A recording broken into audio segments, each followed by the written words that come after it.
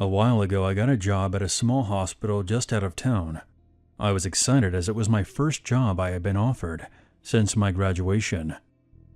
It was just casual work, but I was still ecstatic at the chance to work there, as the money was great, and it was the place I did my training at. Most of the time, I would do 12-hour shifts from 7 a.m. to 7 p.m. Sometimes I would work the late shift from 3 to 11. I never cared much for those. I was used to working late for my previous jobs, but I had to drive a lot further to get home.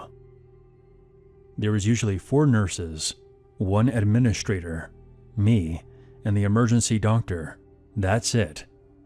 Now, being in a small hospital like this one, you see some pretty strange things come in. Some people can't make it into the city, so we've had the emergency helicopter have to drop in every now and again. I've seen some pretty horrific things, like whole families dying from accidents on curved country roads. I've even had people bring in animals in desperation, as there was no veterinarian nearby that was open. This one particular night, around 10 p.m., I was sitting and talking with one of my nurses about a patient's chart, but I was mostly just wasting time until I got off at 11. The hospital was very quiet. I had only checked in 6 patients up to that point. I then heard a strange noise by the entrance. I then saw a man making his way toward us. He looked pretty normal, but he had on a long coat, which was strange as it was the middle of the summer, and even though it was dark, it was still very warm out. The nurse beside me let out a long sigh and got up to use the restroom, leaving me to deal with our new arrival. As he drew closer, the strange sound got louder, and something caught the light. He was dragging something behind him, but I couldn't make out what it was, although I assumed it was metal from the scraping sound it was making. It sent a shiver up my spine. He stopped at the desk, and I could see his eyes were wide, his pupils big. His face was pale, and it looked like he hadn't slept in a while. I had seen this look many times before, and immediately associated it with someone who was under the influence of something. He leaned on the desk and ran his fingers through his hair, pulling at it and grinding his teeth. When people like this come in, they are usually looking for drugs. Most of the time they will complain about migraines or fibromyalgia, anything we can't prove to the contrary. I processed him as usual and noticed he was becoming more and more irritable as time passed. Eventually, when I finished up, I pointed him toward the waiting area. He then asked how long it was going to be. Knowing that the on-call doctor had gone on a quick break, I estimated about half an hour. That's when his whole demeanor changed. The anger on his face was obvious as he stormed over to the waiting area, which is a room between the ER and the front desk.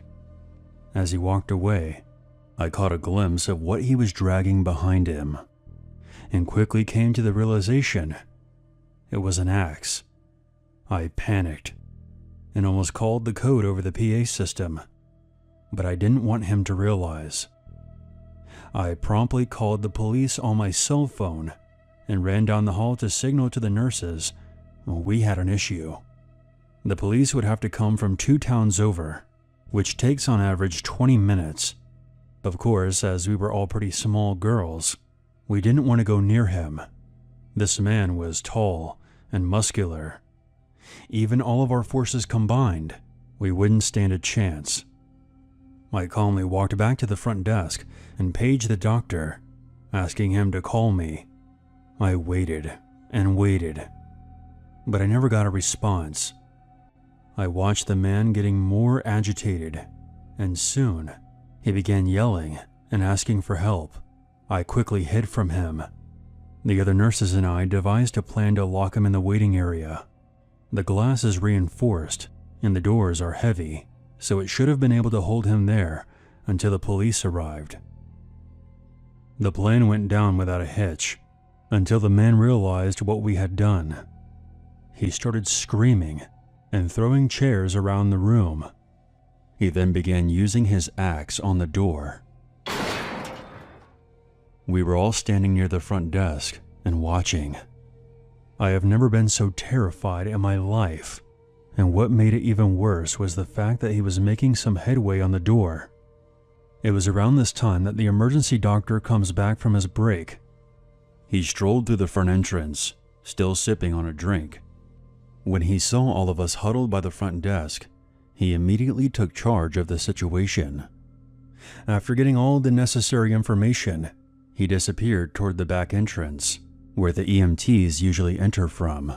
He then unlocked one of the waiting room doors, and then tackled the man when he wasn't looking. He bound the man's wrists together with cable ties and sat on his back until the police arrived. I was so grateful for having a young, physically fit doctor with us on that night. I bought him coffee every time our schedules crossed as a thank you, but I don't think that'll ever be enough. As this was the second incident I experienced while working the 3 to 11, I decided to never work late shifts again. I'm now on a Monday to Friday 9 to 5 schedule, and I feel much safer now. Last August, I was hospitalized in the voluntary psychiatric ward at the local hospital due to some major anxiety and depression issues I was having. It was unfortunately my second hospitalization, and this time I would have to have a roommate. No one knows why, but for some reason when the psychiatric unit was built, they decided to put in double rooms. Because of this, they would often have high-functioning patients share rooms. Since I was here about a month ago, when I showed up, the nurses all remembered me. Stays in the psychiatric unit average about 1 to 2 weeks. Because it's the voluntary unit, there's no actively psychotic or violent people here, usually. My roommate, Jane, seemed nice enough. She was an unassuming, petite woman. One thing she really enjoyed doing was sitting at her desk and work on crossword puzzles. In fact, that was the only thing she ever seemed to be doing. In the rooms, each patient gets a desk and a dresser, which are right next to each other. I was admitted to the hospital around 6 p.m. By 9:30, I had taken my medication and was doing some meditation before going to sleep. I was looking at this beautiful picture of a tree and fence that was mounted to the wall and focusing on it while slowing my breathing. That's when I saw that there was writing on it. I hadn't noticed it earlier. It was in pencil and was put into the picture with enough force to indent it. The writing said, "They are all liars. Liars." There were some other things I couldn't quite decipher.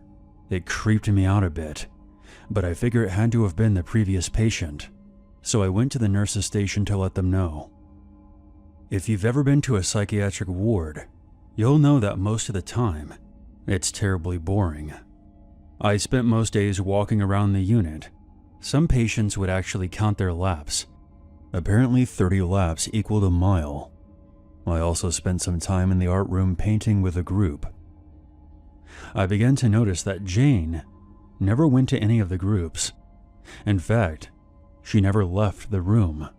Then I realized that I had never seen her leaving the desk. Each time I came into our room, she would be sitting there, working on a crossword. I figured that's how she dealt with the boredom of this place. I tried to make small talk with her when I came in and out. I then realized something odd.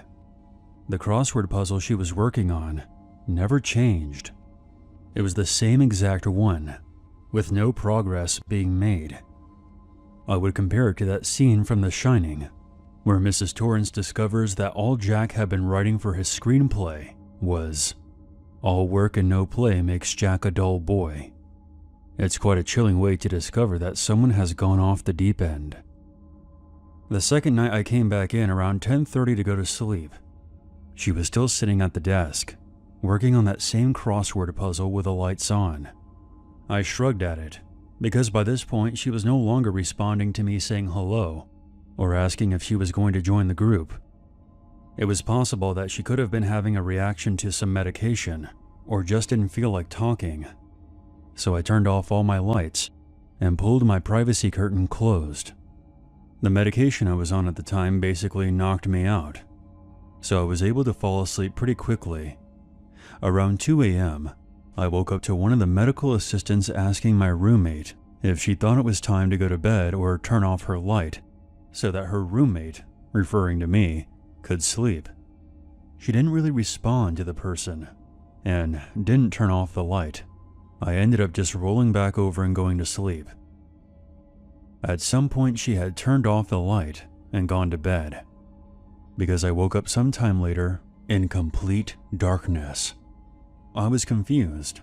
The medications I was taking would usually make me sleep for 12 hours straight. I then realized I could hear someone talking. It was Jane. She kept repeating, "Jesse, help me. Jesse, help me." I responded with, "Jane, are you okay?" She didn't reply to me, but she kept saying it over and over again, so I thought she may have been talking in her sleep. Eventually I dozed off again, only to wake up again at some point later. She was saying the same thing, only louder this time. I knew that she wasn't talking in her sleep this time. I tried to get her to respond to me, but she never acknowledged that I was even there. She just kept raising her voice. "Jesse, help me. I need help, Jesse." I got up and went to go get the night nurse, whose name was Jessie. I told her that my roommate was calling for her. By the time we got back into the room, Jane was hysterical. She was crying out for Jessie and trying to get out of bed. Jessie did her best to calm her down, and I was rattled. But I was given another sedation, and I ended up going back to sleep. When I woke up the next morning, Jane wasn't in the room, and a table that had once been near her bed was now in front of the bathroom curtain. There were no doors because of self-harm risks. I went to use the bathroom, and there was an entire roll of toilet paper in the toilet bowl. Again, I went to go get a nurse, because I didn't want to be the one responsible for flooding the bathroom. I had already flooded a private bathroom by accident during my first stay. When I went out onto the floor, I realized two things. First, there was a medical assistant standing by the door near the front desk. Second, Jane was also standing at the door. The door only opens when someone phones in, so I was confused as to why there had to be someone essentially guarding the door. I found out from another patient who had insomnia that my roommate had spent the night running around the ward and throwing furniture around. They had finally gotten security down to talk to her, and she calmed down, but then stood in front of the door and was still standing there like a statue for hours. I went about my usual routine of eating breakfast and painting. I asked some of the assistants about my roommate, and they tell me that she's been standing there since their shift started, 6 a.m. It's now 10:30 a.m. That made me a bit uneasy, but I just kept painting. I noticed something out of the corner of my eye. I look up and I see Jane outside of the room, staring in at me. She sees me look up and quickly looks away, but she doesn't move for a good 20 minutes. I get weirded out and decide to go back to my room for the first time that morning. She follows me into the room. I acted like I was just picking something up and leave again, and go to the assistant sitting at the front desk. I tell her politely that I might sound a bit paranoid, but that I think my roommate is following me around. So she lets me sit with her at the front desk. Because I'm sitting there with nothing to do, I decide to call my insurance company with a question. As I'm on the phone, Jane comes walking up with 2 plastic bins full of stuff. When they first let you into the unit, they give you a plastic bin full of various supplies. The bins were full of her stuff and my stuff. She also had the pillowcase off my bed that was full of my clothing. I lost it. "Why does she have my stuff? That's my iPad." I kinda start freaking out. I do have anxiety issues myself. There were 3 nurses standing by, and they were flabbergasted. They had never seen anything like this. I'm now on the floor crying my eyes out, and someone kneels down and put their arm around me. "It's going to be okay. You're going to be fine." I had my eyes closed and I assumed it was a nurse, but in a bizarre twist, it was actually Jane. I tell her to stop touching me, and then tell the nurses I want her away from me. The nurses ended up bringing me into a private meeting room to go through my stuff.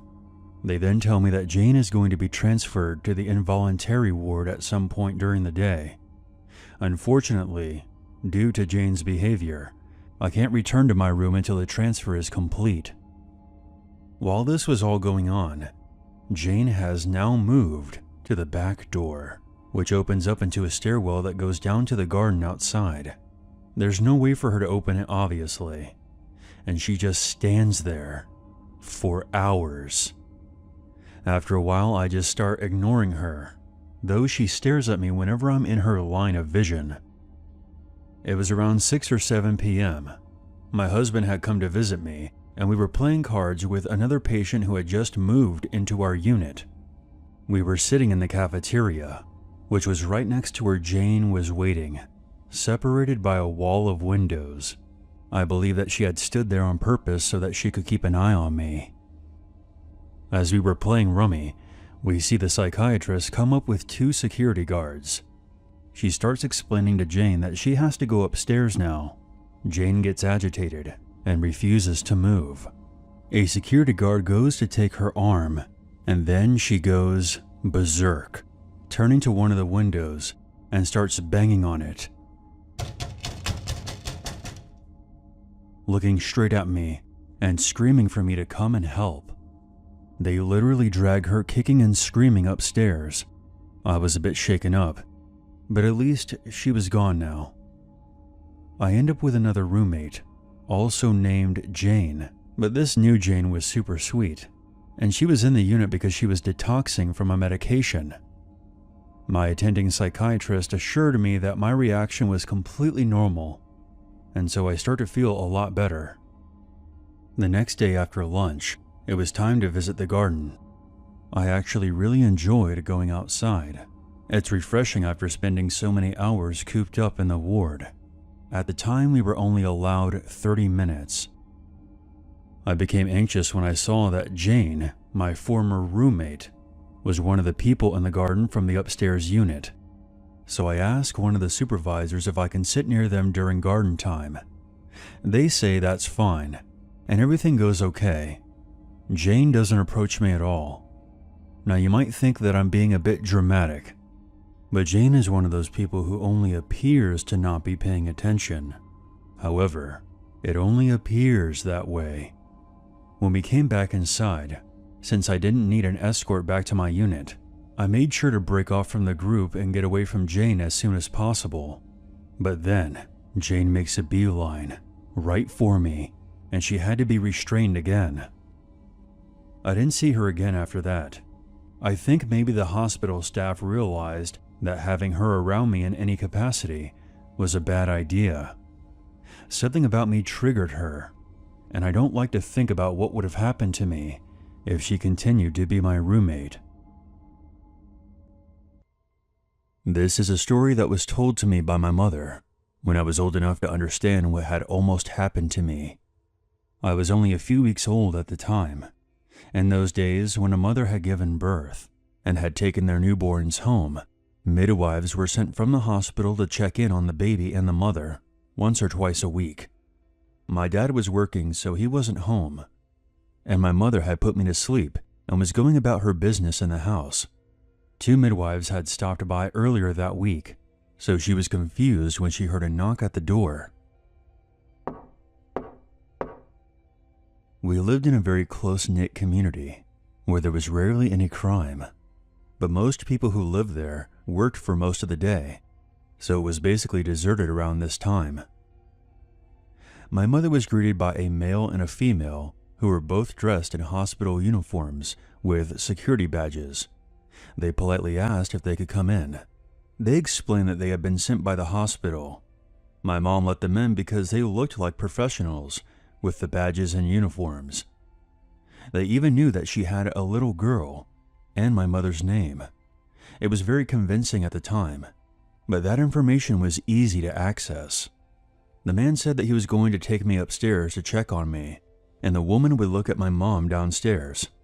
However, my mother didn't feel okay about them wanting to separate us, and she explained that a pair of midwives had already been there that week and said that she was going to call the hospital as nobody had notified her that someone was coming just a day after. She also warned them that her husband, my father, was on his way home from work and wouldn't be happy about this unscheduled visit. At this point, the two got very defensive and said that they would leave after being really pushy with my mother to separate the two of us. After the back and forth, she finally got them to leave. They quickly changed their behavior to a more calm demeanor and said not to worry and that it must have been a mistake. What was even stranger, though, was that when my mom opened the door for them to leave, there was another person waiting in a car outside who still had the engine running. She called the hospital, and they told her they didn't have any midwives scheduled to visit her that day, and that they would always alert the mother if they were going to send one. They also mentioned that they would never ask to separate the mother and the baby. My mother gave them a description of the visitors, and they told her they didn't have any male midwives at that hospital, and that she should contact the police right away. Terrified, my mother called my dad, who came straight home from work, and they reported the incident to the police, but it never amounted to anything that we know of. Who knows what those two were planning to do? If they had gained access to all that information about my mother, they must have had someone watching the house and knew that my father wouldn't be home. And they had even gone through the effort of obtaining the uniforms and badges. Thank God my mom acted on her instincts and got them the hell out of the house. It's even more creepy to imagine what my life would be like now if they had gotten to carry out what they were planning to do that day. I don't believe this could have been a genuine mix-up. They had not followed the standard protocol, and no one told my mother they were visiting. And they were very rude and defensive when my mother challenged them, which is not acceptable behavior from a health professional. I believe we were very lucky they decided to leave. My mother couldn't have done anything if they decided to use force. I just hope they didn't do this to anyone else.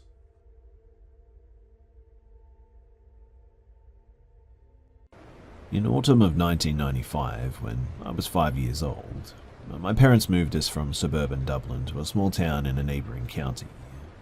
Nowadays, that area would almost be considered suburban, but back then, it was the middle of nowhere, right before Ireland's economy started to really boom too.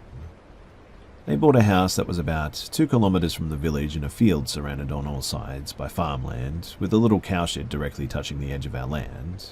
It had a long driveway up to the house, 3-bedroom 1900s dormer bungalow, and as a suburban kid, I hated the place as soon as we moved there. My parents were into their late 20s, early 30s at that time. They both had grown up in the city and wanted to experience country life, so it was an opportunity to do a renovation. And when we moved into the place, it was rancid. Nobody had lived in this house for decades, and I remember the water running yellow from the taps and the kitchen being non-existent when we moved in, and the heating wasn't installed yet. On our first Saturday there, I remember we watched what I think was GoldenEye. Could have been a trailer for it that I remember. I was only like 5, so it's a little bit fuzzy. We watched it though beside an electric heater with duvets around a tiny TV. What I'm trying to say is that it was bleak at first. As it moved into winter though, my parents were renovating room by room, and I experienced my first memorable snowstorm. Our electricity went out at one point, and I do remember my mum trying to keep me chill while she lit candles and stuff. And over time, things did eventually get better, and they renovated the upstairs room first. But when you walked up the stairs, there was one big room that we all put our beds into that connected to an attic space, which I remember helping my dad put rat traps in and that sticky bug tape onto. Anyway, Over time, they renovated all the rooms in the house, and it turned out really nice in the end. It was very 90s, with loads of bright colours and a country kitchen and all that. But my mother was really depressed there, and this was a time before the internet took off, and in Ireland at that time, once you left the cities, you only had like 3 channels, and they were all Irish, which in 1995 was not a good thing. She just felt isolated, I guess, and I remember a few times she let me take the day off school and stay home even. I think that she did this because she was lonely though. Anyway, in August of 1996, they gave up and moved us back to the city. They bought a really nice brand new home right before house prices skyrocketed, and I even got to rejoin the class that I had spent a couple of months with in 1995. In 2011, when I was 21, my dad and I went for a drive together and decided to drive back to that town. And he started telling me stories about that house, and suddenly a bunch of experience that I'd had suddenly made a lot of sense. So, remember that big room upstairs? My whole life, I've had this sort of reoccurring dream where I'm lying in bed, my parents are downstairs with my family over, and as I close my eyes, I can see shadows moving in front of me between the hanging lights and the bed, as if someone is sort of walking back and forth in front of me. And I've had that dream maybe 20 times, I would guess. My dad told me that one of the major reasons they left was because they felt the place was actually haunted, apparently. This was obviously news to me, but my mum was already depressed being alone there while he commuted into the city every day. But that she also had experiences that made it very difficult for her to be alone by herself. But both of them had also experienced the shadows and the lights, apparently, and he told me that once she was brushing her teeth in the downstairs bathroom, it sort of felt a cold sensation, and then the back of her robe was pulled so hard that she dropped her toothbrush. But the bit that really freaked her out, apparently, was me talking to myself. My sister had been freaked out by this too. One night, and I remember this clear as day as well, my parents had friends over and I was playing in my bedroom, now downstairs, and I had an 80s arcade machine in my room that my dad had gotten somewhere. You didn't need to put change into it to make it work, but I remember very clearly that I was with a girl who wanted to know how it worked and stuff. And something happened, and she convinced me to get some change and try to force it in. I went to my mum and lied and told her that I needed £1 for the charity box school that they had given me. She gave it to me, and me and the girl tried to slot it in. My mum came in at one point, and she was really mad at me, because obviously I'd lied to her. I told her that the girl told me to, and my memory gets a bit foggy after that, but my dad in the car that night told me that there never was any girl apparently, and that wasn't the first time that I'd seen her. The other time I was playing in the front garden at the gate, and my dad noticed me talking to myself. He came over and told him. He came over, and apparently I told him I'm just talking to the girl. And I do remember him being like, okay, that's nice, and not making a sort of big deal about it again, that there was no girl. One time when they weren't looking and I was with her, she actually touched me for the first time. And this is the only time that I remember that I really thought as a kid that something was strange. She sort of touched my hand and then just immediately disappeared. I mean, I was 5 and I didn't know what had happened, but one minute she was there and the next she was gone, and I had this incredible need to take off the t-shirt that I was wearing. It felt like that feeling when you know that there's a spider on you or something. I ran up to the house though and into my room and pulled my clothes off, stomping on them. My mum noticed this too, but I really don't remember anything after that. Anyway, the old house, the smells of rotten eggs and the birds constantly flying into the windows were creepy enough without all of that too, but it apparently really sunk in with my dad when he was at the mechanics in town one day, making small talk, and one of the lads said, "You're brave living in that place," because apparently it had been abandoned for years and had been known locally as a very creepy spot that people would stop and look into on the country walks and stuff, wondering about it. When we eventually got back to it on our drive, the place was once again abandoned and being used solely for storage by whoever bought it, I think. It still looks creepy to today, and the travelers or gypsies who bought it, had put a big religious shrine in front of the house. But there were also big sort of beech trees surrounding it, and it had a proper gate and all that, but 25 years haven't been kind to it, that's for sure.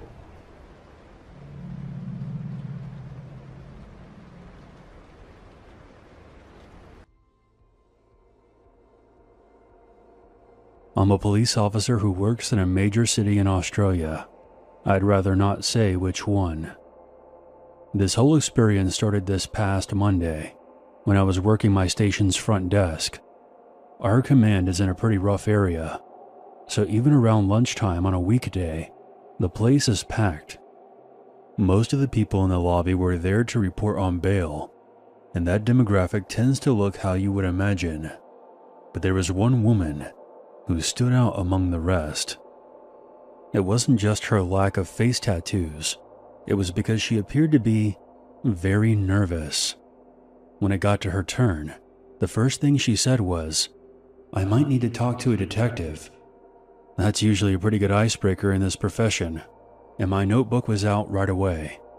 I explained that she could talk to me first, and that I would see what I could do. Cops over here are a bit less jumpy about people pulling black objects out of their bags than they are in the States. Let's not get political, I'm just stating facts.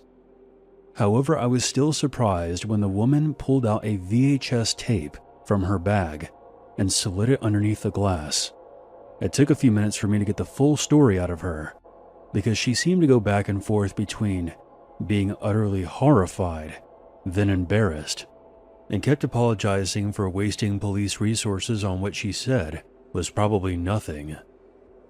Basically, she told me that a couple of months ago, she had been jogging around her area when she passed a whole bunch of furniture and personal items sitting by the sidewalk outside of a house.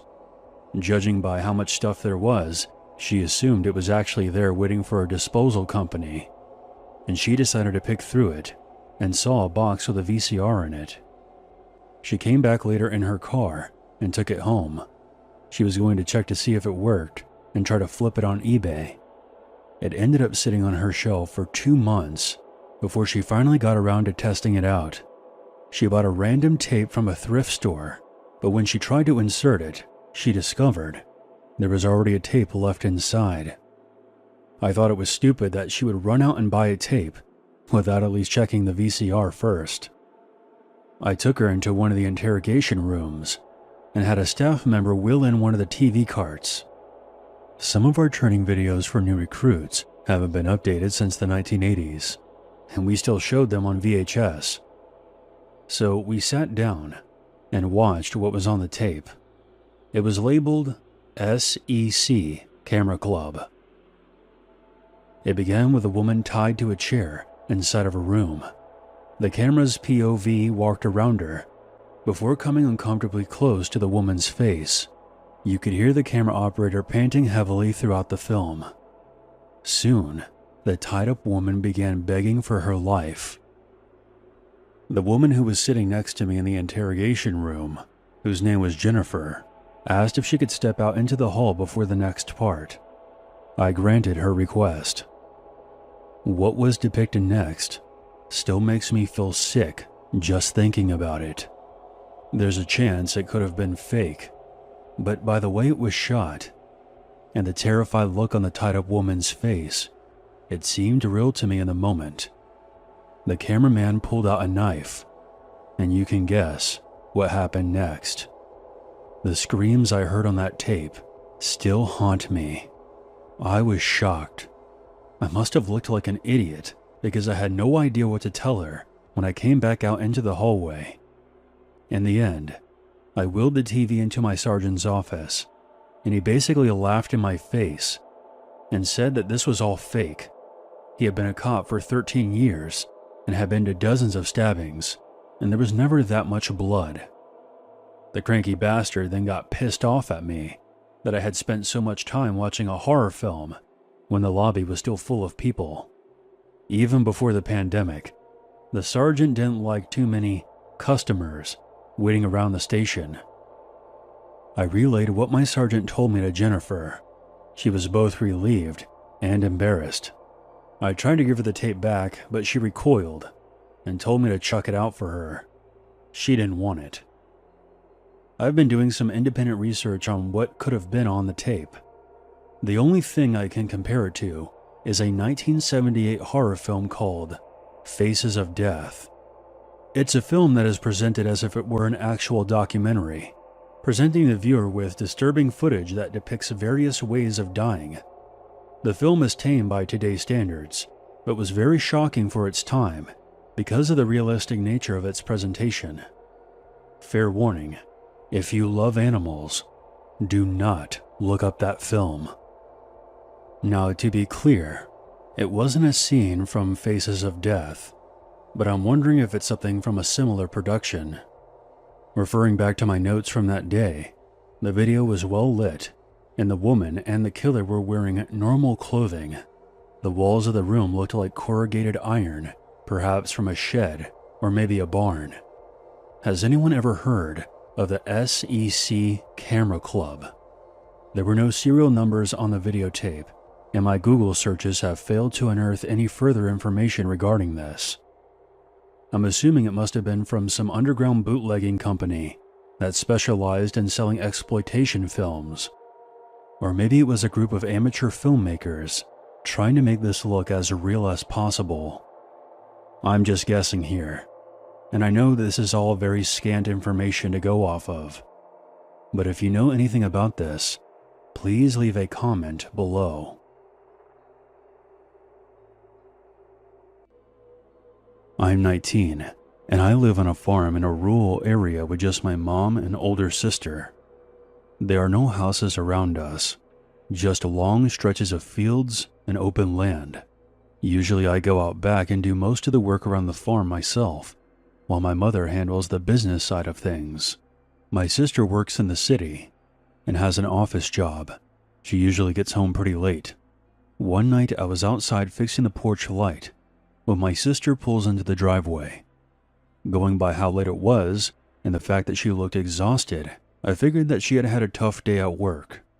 But when I went inside the house, I found her talking to Mom in a low, hushed tone.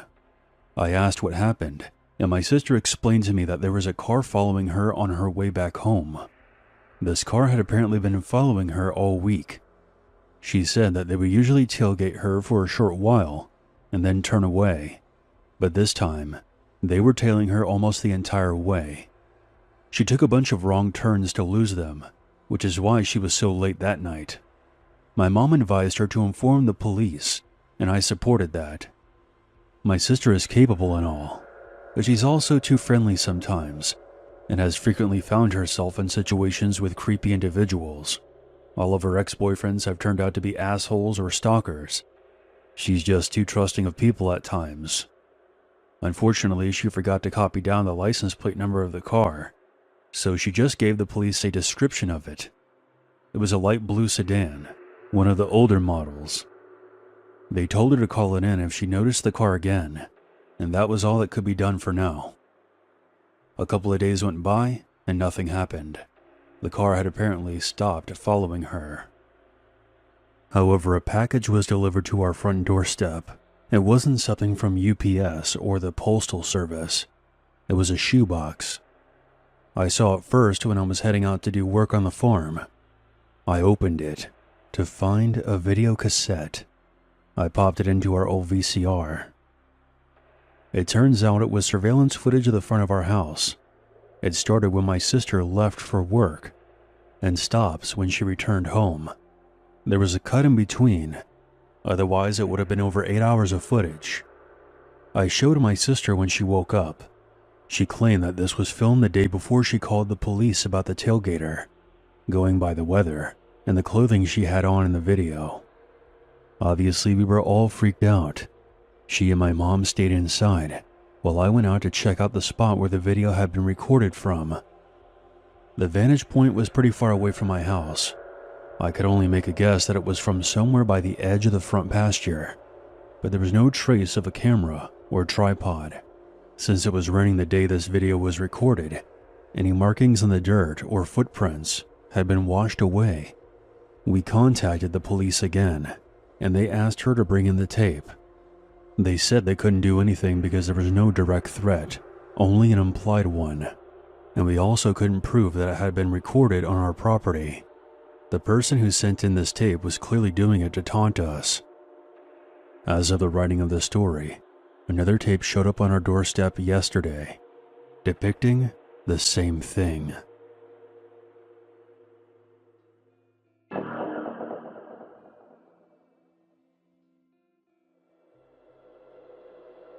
I'm a female, and I was 20 years old when this happened. At the time, I was a junior in college. I transferred from a local community college to a university a few hours away. Due to a communication issue with the admissions office, I had a very short amount of time to find a living accommodation. I didn't know the area, and I had to resort to looking at Craigslist ads for a room to rent. Thankfully, I found a place near my school and met up with the guy who was renting out the room. It was a large house in a very nice neighborhood. The man's name was Peter. He was in his early 30s, worked mostly from home, and was very polite. Peter also rented out a room to another university student who was out of town until the semester began. When I eventually met the other roommate, he was mostly quiet and kept to himself for the most part. For my first week, I was completely alone in the house. Peter was out of town on a business trip, and the roommate had not returned from his parents' place yet. Not gonna lie, being alone in the house was a bit eerie. It was so large and mostly unfurnished, aside from a couch and a television set in the living room. There was a locked upstairs level that you could only access from an outdoor staircase that was directly outside of my bedroom. The house seemed to have several additions, so the layout was a bit odd. My bedroom was very spacious and had visible wiring throughout the room. The closet had a broken door that was propped up to the side. Peter told me that the previous owners had used it as an office. I checked out the wiring because it gave me a bad feeling, but I didn't find anything suspicious about them, mostly because I had no idea what to look for. Once Peter returned, I noticed a few odd things about him. He would say strange things to me that were vaguely sexual. He also liked to take pictures of me without my consent and post them to Facebook, usually tagging me in them. At first, the pictures were very mundane, such as me sitting on the couch or typing on my laptop at the kitchen table. He would turn the flash off, so I never knew when he was taking these photos, until I saw them online later. The pictures became more invasive over time. There was one of me in a towel when I was in the hallway walking from my bathroom to the bedroom. Another was of me tanning in the backyard. At the time, I didn't know he was home. I found Peter to be strange, and I was uncomfortable around him. But the room was a steal, and the location was good for my school. The other roommate shared a thermostat with me. It controlled my bedroom, his bedroom, and the hallway that led out to the living room. It was located in my bedroom, so I always left the door unlocked for him to change it if needed. One day, when Peter was out of town, the roommate was adjusting the thermostat when he noticed something strange behind one of the wires in my closet. He called me over to inspect it. It looked like a tiny black ball. I didn't know for sure, but it looked like it could be a small camera. So I put a piece of tape over it and considered calling Peter, but I didn't want to accuse him of something that I didn't know was true. So the roommate and I decided that we would ask him together when he returned from his trip. 2 nights later, I woke up from a deep sleep. I was disoriented, but I noticed my bedroom door was open, and someone was moving around inside my closet. I stayed very still and tried to make out who the figure was. As I mentioned, I thought it might have been my roommate adjusting the thermostat, but my eyes had not adapted to the darkness yet. But I could clearly see someone moving from the closet to the open door. The figure left, and I turned on the light to inspect my closet. I saw that the piece of tape that I had placed there 2 nights ago was now missing. I then opened my door and saw Peter walking down the hallway back to his bedroom. I quietly followed him, and after he opened his bedroom door, I confronted him, demanding to know what the hell he was doing in my bedroom in the middle of the night. He jumped when he saw me. He was obviously taken off guard. Behind him on his laptop computer was a grainy video feed of my bedroom, where I could clearly see that my bed was in the frame. Although Peter was a creepy man, he wasn't the confrontational type, and he immediately began apologizing and trying to explain that this wasn't what it looked like. Unfortunately, there was nothing I could do since it was his property, but I covered the camera back up and moved out as quickly as I could. I did file a police report, but I don't want to get into that too much since the case is technically still open, but I finally wanted to get this experience off my chest. I'm not sure how much footage Peter has of me, or if he's posted it somewhere online, or if he ever captured anything worthy of being posted, other than maybe a few nude shots. The other roommate moved out around the same time I did, and the last time I drove by that house was a few months ago, and there was a foreclosure sign in the front yard.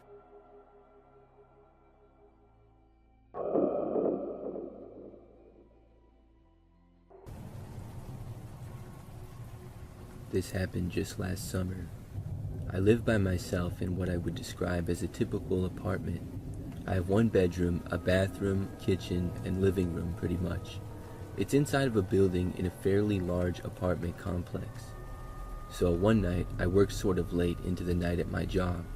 I was really tired from the long day and pretty much just arrived home, took a quick shower, and went to bed. That was around midnight. However, I woke up at roughly 4 o'clock in the morning. Obviously, I wanted to get more sleep, but I was wide awake. I was also very thirsty and felt dehydrated. Sometimes, mostly in the summer, I wake up in the night because of dehydration, and obviously on this night I had worked late and not been able to drink as much. Then usually I drink some water and feel better immediately and then go right back to sleep. But some of the times when I wake up, I'm wide awake and can't go back to sleep right away, and this was one of those times. So what I usually do when that happens is get up and go into the living room and watch TV until I get sleepy again. That might be 15 or 30 minutes usually. So that was what I did on this night. I got out of bed, drank some water, immediately felt better, and then sat on the couch and turned on the TV. My couch is to the right of the front door to the apartment, about 20 feet away. I remember that when I sat down, I glanced over and happened to notice that my door was actually unlocked. I realized that I somehow had forgotten to lock it. Normally, I always remember, but I guess I forget sometimes. I went over and locked the door and then went back to the couch. I started watching TV and waited for myself to feel sleepy again. I was flipping around the channels for maybe 5 minutes when suddenly I heard a noise. Obviously, it was very quiet other than the noise from the TV, but the sound I heard was somebody trying to open the front door to my apartment. I really couldn't believe it, and I had no idea who it could be. I sat and listened, but didn't hear anything else.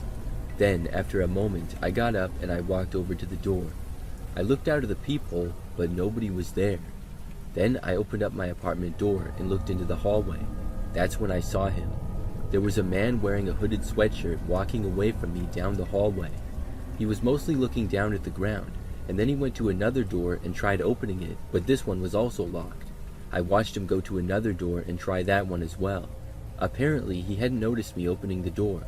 I didn't know who this guy was, but he was seemingly trying to get into any apartment.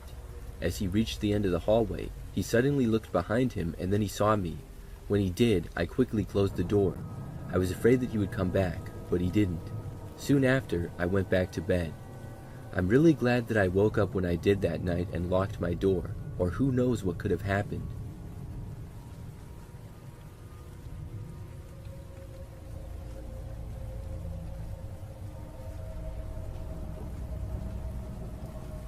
One time, I was home by myself and watching TV.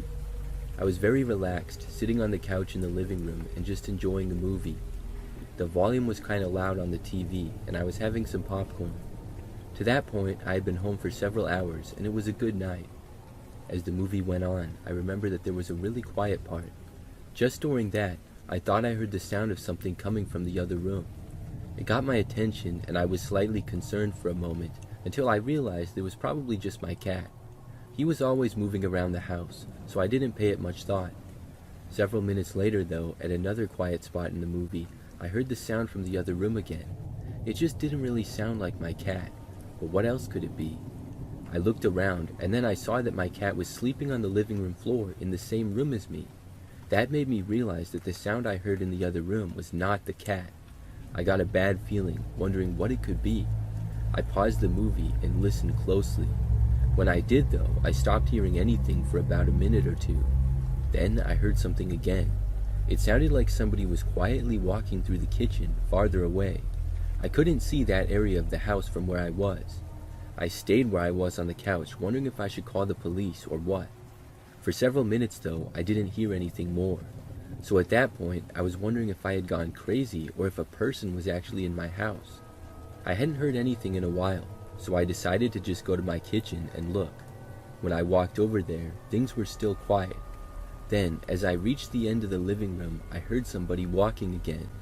Whoever was in my house quickly made their way to the basement door and then opened it. As I looked into the room, I just barely saw the door closing and then heard someone going down the stairs. This confirmed me that an intruder was in my house, and they were now going in my basement. I sprinted out of the room. Then I ran to the other staircase and went up to where my bedroom was. I locked myself in the room and then called the police from my cell phone. They said that they would send someone over right away and that it would be about 10 minutes. I felt better, but I would not be able to feel completely safe until the police were there and the person was out of my house. As I was in my bedroom waiting, after maybe 2 or 3 minutes, I heard the sound of someone walking on the main level of the house. I didn't know if this was the person leaving or what, but the fact that I was hearing them at all worried me. I hoped that they would have just stayed in the basement and the cops could find them there. Then I heard the footsteps reach the bottom of the staircase. Whoever was there then began walking up. Now I was really worried. They slowly walked up the stairs, and then it was like they made a beeline for my bedroom door. They went right up to it, and then tried opening the door, which thankfully had a lock on it. When this happened, I desperately wanted the police to get there now, but they weren't there yet. The person walked away from the door, and then back downstairs. I felt slightly better, but they still didn't leave. I heard them just walking around all over the main floor for several minutes, until at last the police arrived. The cops entered the house, and within seconds I heard multiple voices. After a while, when it was safe, I went downstairs. I saw that there were several officers there. They had found a man inside my house who I did not know. I was told that he was likely trying to rob my place. Luckily, he hadn't done any damage or anything. How he got inside of the house, I do not know. I'm really grateful that I came out of that situation all right. The scariest part to me is that the guy went up to my bedroom when I was in it.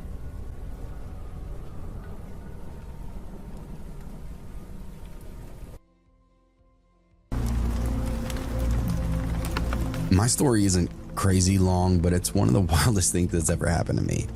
I still think about it now and how close I came to getting ripped off by people I thought were my friends, so here we go. It was a Friday night a few years back. I was supposed to go out with Ethan, Marcus, and a few other buddies. Just some bar hopping, nothing major. But that afternoon, I got hit with something nasty, fever, chills, full body sweats.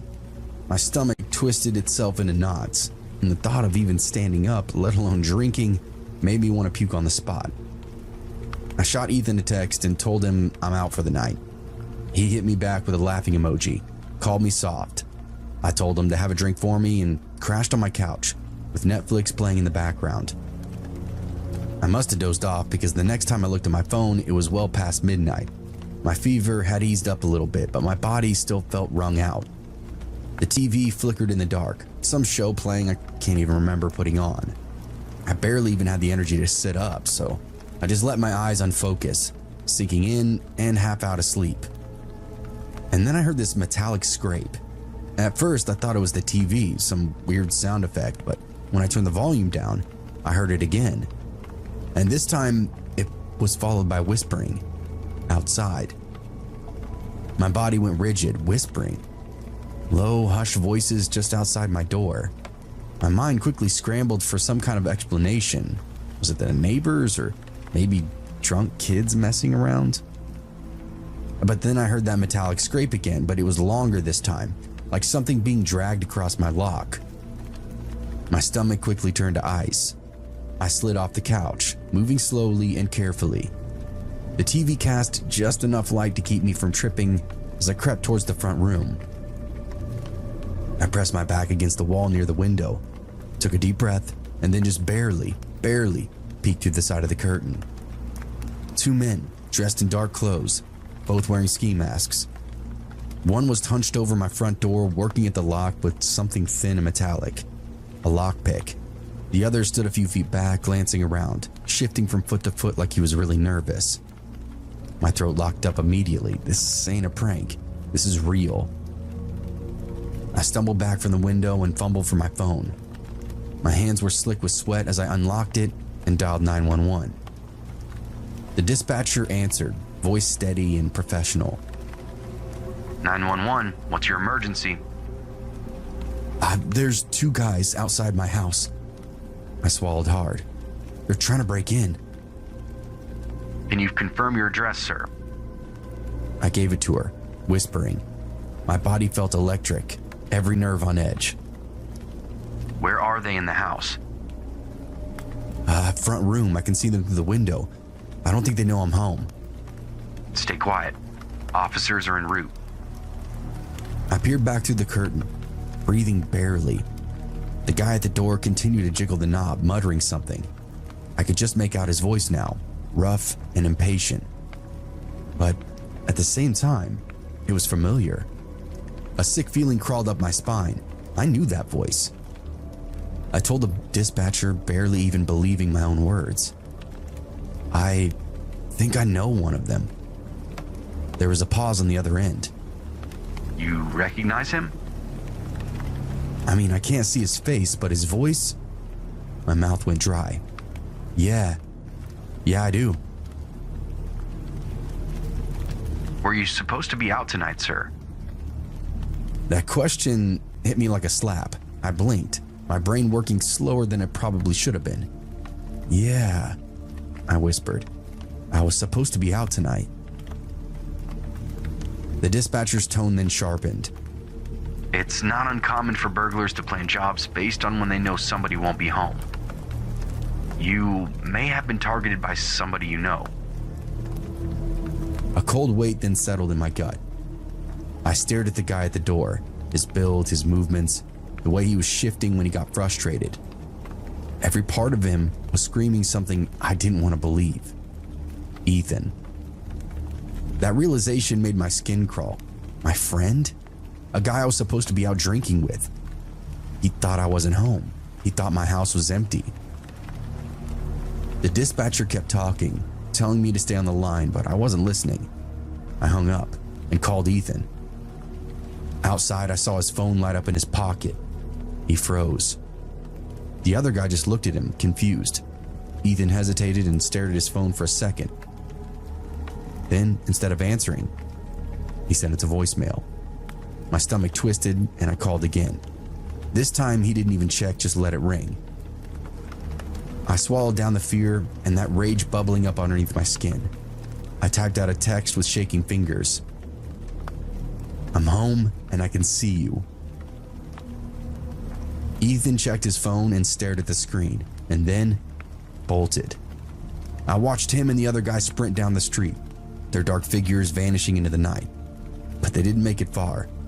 The second they hit the driveway, red and blue lights flashed and sirens ripped out through the air. The cops were already here.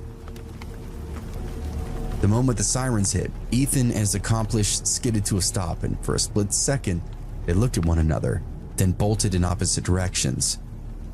It didn't matter though, the cops were already fanning out, voices barking commands. Hands where I can see them! Down on the ground now! Ethan hesitated just for a second, then dropped to his knees, hands in the air. His friend wasn't as smart. He made it halfway across my neighbor's yard before two officers tackled him hard into the grass. I stood there frozen at my window, watching it all unfold. It really didn't feel real.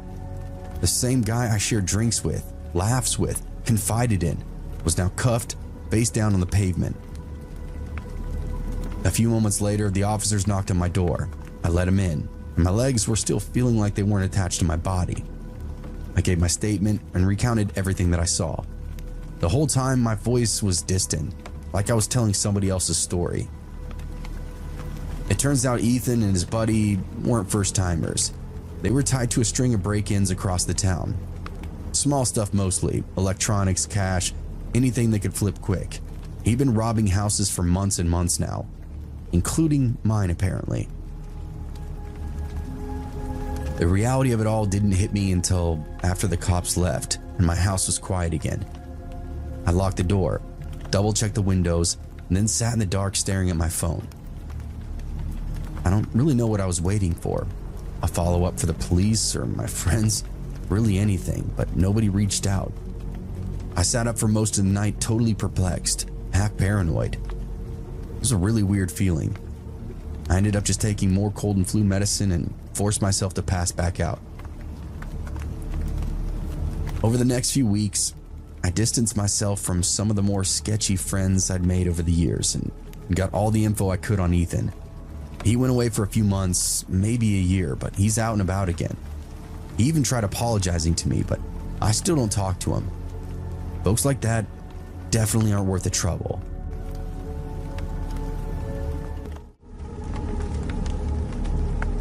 I didn't think twice about that night when it started. It was just one of those evenings, that same routine that I'd done 100 times before. I got off work early, one of those rare miracles that really didn't happen very often, but I didn't question it. Picked up Darcy from the babysitter, buckled her up into the car seat while she babbled along about the cool stuff that she did that day. The usual. The house was dark when I got home, the late autumn chill creeping in. Darcy clung to her stuffed rabbit as I carried her inside, kicking the door shut behind us. The house smelled like garbage, adding to the list of stuff I needed to get done. I flicked on the lights and set her down and shrugged off my coat. Was just about to start dinner when my phone buzzed.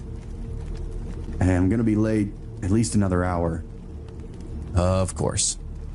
I sighed, stuffing my phone back into my pocket. That left me alone with Darcy, longer than expected. I guess not a big deal, but I was already tired. I just needed to get the house together. Okay, kiddo, I said, scooping her up. Let's get you set up so mommy can get rolling.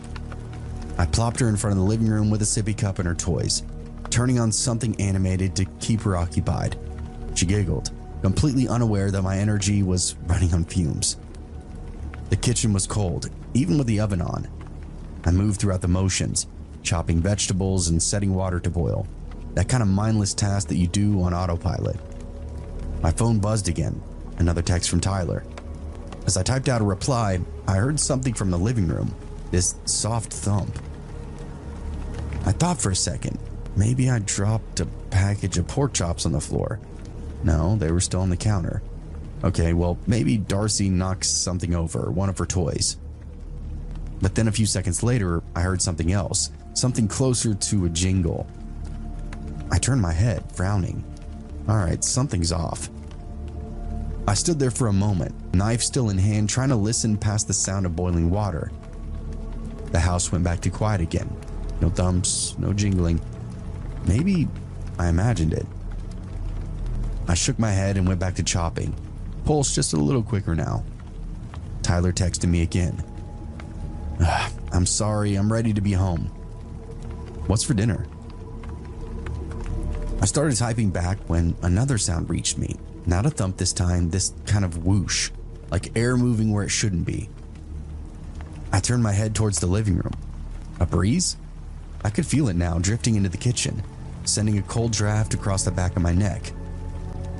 I dropped my phone. The front door was open, wide open. The next second was pure electric panic. My stomach flipped. I ran, nearly knocking over a chair. Darcy? My voice cracked as I burst into the living room. Empty. The sippy cup was on its side, dripping milk into the carpet. Her stuffed rabbit, lay abandoned near the couch. The front door gaped open to the night, a dark mouth swallowing up my child. I ran to the threshold, heart slamming, eyes darting across the yard. The porch light wasn't even on. Pure black and no Darcy. My brain couldn't perceive or process it. 1 second she was there and the next, gone. I staggered out into the porch barefoot, cold slapping at my legs. I screamed her name into the night. "Darcy, baby, where are you?" No answer. I ran down the steps and scanned the yard, the driveway, the sidewalk. My pulse was roaring in my ears. Could she have gone toward the street, the backyard? My mind raced through every horrible possibility. And then I heard movement, a rustle from beneath the porch. I spun, breath sharp in my throat. I dropped to my hands and knees, peering through the lattice work. There she was. Darcy crouched against the foundation, wide-eyed and silent. Her tiny hands clutched her shirt, but she wasn't crying, just staring. "Baby," I gasped out. My voice was shaking. "Come here, come to mommy." She didn't move. I reached for her, trying to stay calm, but then I saw it, the thing in the shadows just a foot away from her. A skunk. Its black and white shape curled tight, tail raised, nose twitching as it watched me with these beady little eyes. My pulse slammed harder. Darcy was trapped. One move from getting sprayed, or even worse, bitten. My hands curled into fists, and I forced myself to breathe. Panic would not help. "Darcy, sweetheart," I whispered. "Don't move, okay? Just stay still." She just blinked at me, as if waiting for my next move.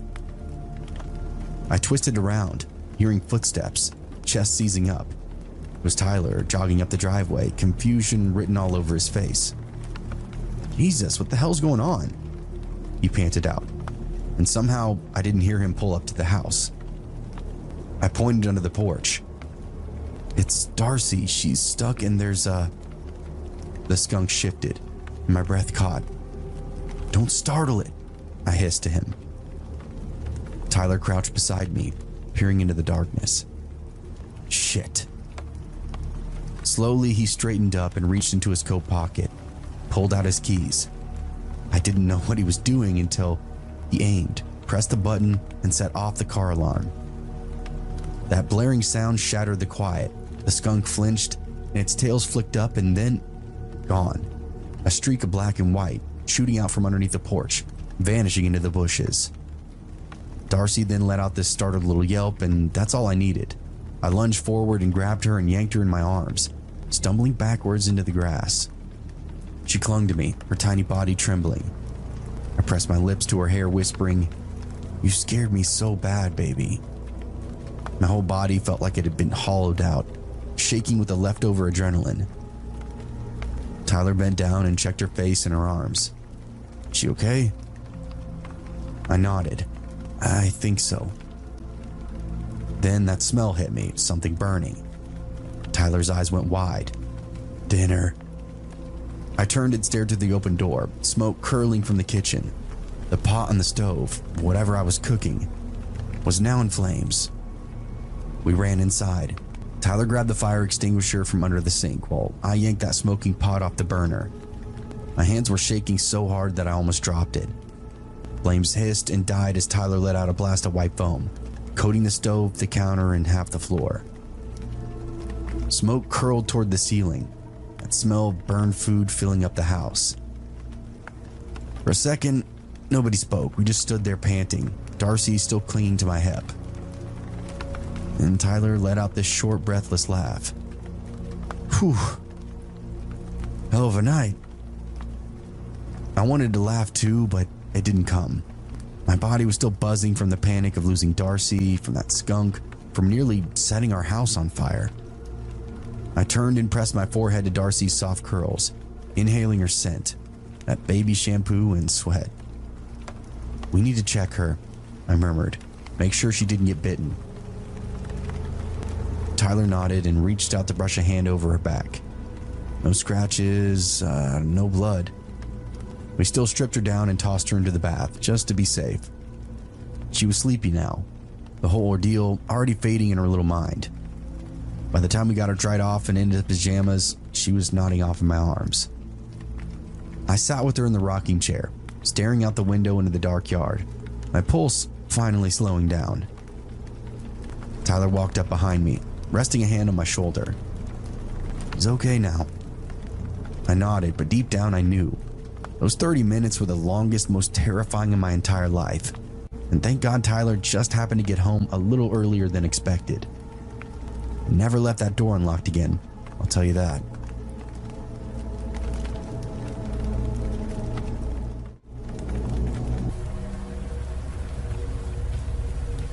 I've been hiking for a few years now, and one evening I went hiking on a trail I've done before, which I considered my favorite. It's well known for its beautiful views, and I had planned on a simple evening hike. I wasn't expecting it to take too long, so I didn't bring much, just water, a few snacks, and my phone. As the evening went on, the weather turned cooler. The sun was dipping lower in the sky, and I knew it would be getting dark soon. I had planned to stick to the main path, but I decided to take a shortcut that would get me back to the car a little faster. I'd done it before without issue. This time though, the shortcut led me into unfamiliar terrain. The woods were denser here, daylight was fading quickly, and I had to have made a wrong turn or missed a turn at some point. At first, I didn't panic because I thought I could still find my way, but as I kept walking, I realized I didn't recognize anything. The path was barely a trail now, just some faint markings in the dirt that I could barely follow. My phone had no signal, and when I tried calling for help, it just showed that dreaded no service message. It was already getting darker, and I wasn't sure where I was anymore. Right as it was getting dark, I saw an old shack up ahead of me. It looked abandoned, like it hadn't been used in years, but it also didn't look like it had fallen apart. The door was slightly open, and nobody was inside, so I decided to go in. It seemed like a strange thing to find out here, but at that point, I didn't have many options. I figured I could use it for shelter for the night until morning when I could see the woods better. The shack was small, with old wooden walls. There was some broken furniture, a dusty table, and a few old crates scattered around on the carpet that covered the ground. It wasn't much, but it was better than sitting outside in the dark. I locked the door behind me and settled into the corner with my bag as a pillow, lying on top of the carpet so that I had at least a little padding. Around midnight, I began hearing noises. It was faint, but there were noises now and then coming from below the shack. At first, I thought an animal had made its home under the shack, but as the night went on, I heard a lot of different noises, some louder scrapes, or just overall rustling around. I was confused, but tried to ignore the faint noises as I drifted in and out of sleep throughout the night. It all came together for me when suddenly I heard loud steps ascending towards me in the middle of the night. There was a lower level below me, like a bunker in the ground. As the steps worked their way towards me, I felt a slight push below. I realized I was laying right over the entrance to down below, which must have been a trap door below the carpet that I was laying on. I shouted out hello, kind of out of instinct, and didn't know what else to do. Whoever was below me trying to open the door frantically ran back down the stairs. A few moments later, I heard someone scrambling away into the woods, making a lot of noise as they went. I was a little worried that the person might come back, but I wasn't going to find the trail in the middle of the night, so I stayed. I spent the rest of the night huddled up in the shack, hoping that the morning would come soon. In the morning, before I left the shack, I tried to open the trap door below the carpet, but it was locked, and I couldn't find any other entrance to the bunker below me. There had to be another entrance because whoever was down there had taken off into the woods earlier that night from a different exit, but it was well hidden because I didn't see it. I made my way back to the hiking trail easily. It was easier to figure out where I was going in the daylight, and after a few hours, I was back at the parking lot. I immediately reported what I had found to the authorities, but when they asked for the details on the location, I couldn't give them an exact spot. The area was so far off the main trail, and I didn't really know where it was. I don't know if the authorities ever even looked for the shack and bunker, or if they ever found it. Maybe they didn't take me seriously, or figured it was nothing to worry about. To this day, though, I question myself why someone needed a hidden bunker below an old wooden shack in the middle of the woods for. It must have been some sort of extreme doomsday prep type of person, or someone who was up to no good.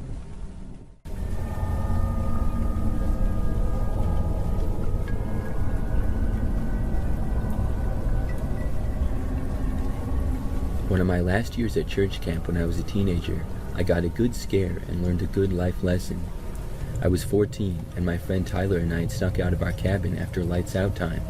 We didn't plan to go far, just a short walk around the campgrounds. We wanted to explore a little, talk about whatever was on our minds, and maybe see if we could scare each other. We were bored. We had spent the whole week at camp doing all the usual stuff like hiking, swimming, and the evening campfires. But that night, we felt like doing something different. We didn't realize how dumb it was until it was too late. We left our cabin quietly, trying not to wake anyone, and walked down the path towards the woods behind the camp. The camp was isolated with no houses for miles, no streetlights, just trees and a couple of small buildings scattered around. We knew the camp pretty well, but we had never tried to navigate it in the pitch dark. We wandered for what felt like a while, just talking and laughing in the dark. We figured we'd make it back before anyone noticed that we were gone. But when we turned around to head back, we realized the camp didn't look the same. The trail we had followed into the woods didn't seem familiar. The lights from the cabins were not where they should have been, and the shadows from the trees were deeper, like they were closing in. Tyler and I started walking faster, but it only made things worse. The more we tried to get back, the farther we seemed to get. The trail was different. It twisted and turned in ways we didn't remember. The trees looked bigger and the path narrower. It was like the woods were alive, shifting around us. We tried to retrace our steps, but it felt hopeless. By then, we were both nervous. Tyler kept insisting we'd get back, that we just needed to keep walking, but I wasn't so sure. My mind kept jumping to all the creepy stories we heard at campfires earlier in the week. You know, the usual scary stories about lost campers, strange sounds in the woods, and old legends nobody really believes but still makes you uneasy. After about an hour, we stopped. The woods were thick, and the moonlight barely cut through the branches. There was an eerie silence, like everything was holding its breath. That's when we heard something, a noise far off in the distance. It sounded like footsteps, with the crunching of leaves and twigs breaking. Someone was walking, but not in a normal way. It was like they were dragging their feet. We didn't say anything, but we both knew that we had to get out of there. We started walking again, only this time it was with a sense of urgency. It felt like we had to get back before whatever was back there caught up with us. Finally, we saw one of the camp cabin's lights, faint but visible through the trees. We moved towards it quickly, trying not to trip over roots or rocks in the dark. We finally broke through the trees and went back onto the main path, right in front of the main campfire area. By the time we got back to our cabin, we didn't say a word to anyone. Nobody knew we had been gone. I'm not sure what happened out there in the woods that night, but I know we both felt something wasn't right. It sounds fake, but it was the weirdest sensation ever. It felt like the woods were changing constantly, somehow trying to keep us trapped out there. The weirdest part of the whole night was that I had my watch out there with me, and according to my watch, we had been out there for at least an hour and a half, maybe even 2 hours.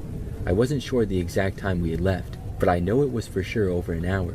However, when we got back to our cabin and saw the clocks there, only half an hour had passed. After that, we never went exploring in the dark again at church camp. Last November, I turned off the highway into a 2-pump gas station in the middle of nowhere at around 1:30 in the morning.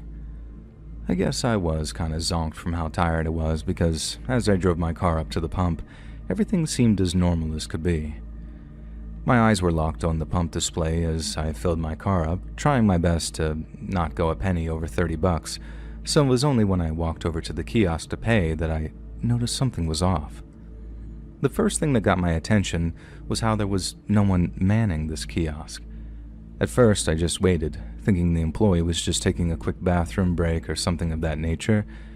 But then as I started to look around, I realized the driver of the car at the pump in front of me was nowhere to be seen either. They weren't in their car, and they weren't inside the convenience store. So my first thought was how the driver and the gas station attendant must have been both in the back of the store, I guess.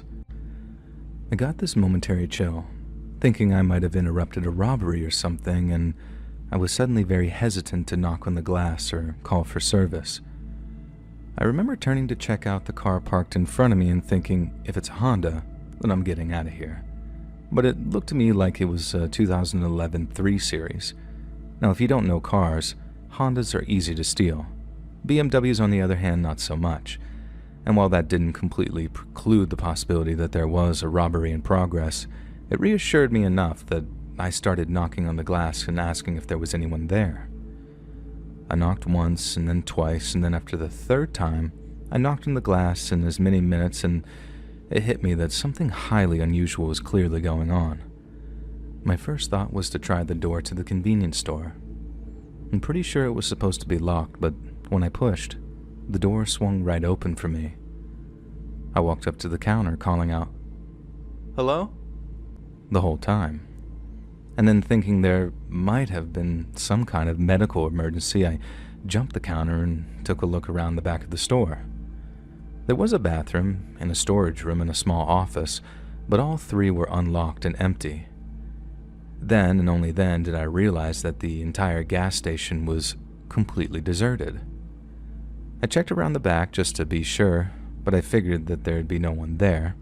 And then once I was 100% sure something seriously weird was going on, I pulled out my phone and got ready to dial 911.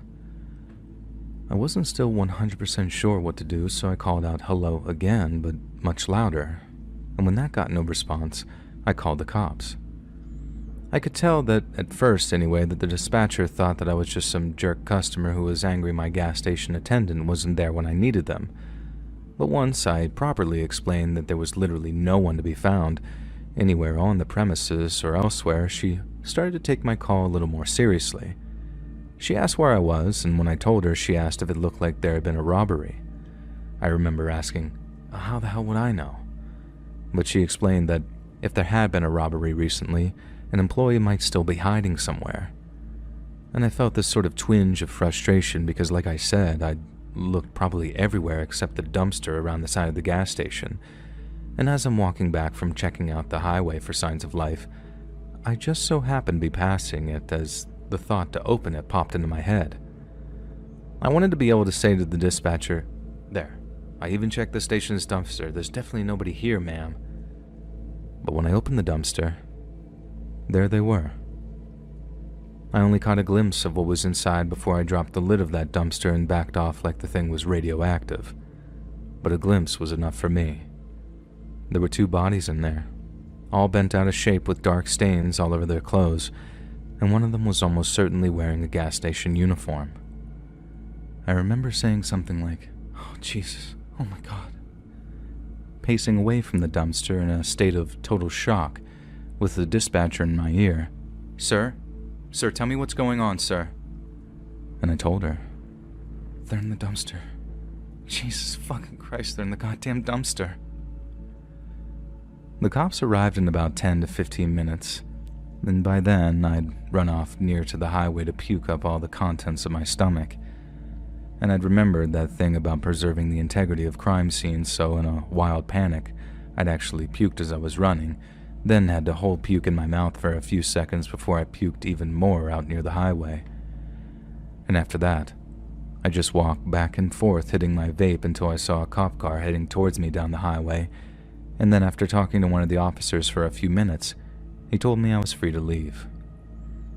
I looked the whole thing up online the first chance that I got later, but although I found a bunch of stories about a member of the public, yours truly, finding some bodies at a gas station, there was nothing that explained how or why those two people had been killed. And ever since, I've always been extra careful while driving at night, both in the sense that I keep a very close eye on my fuel gauge and try to avoid any nocturnal pit stops, but also, if a gas station looks a little too quiet, I'll avoid it altogether and just head to the next one.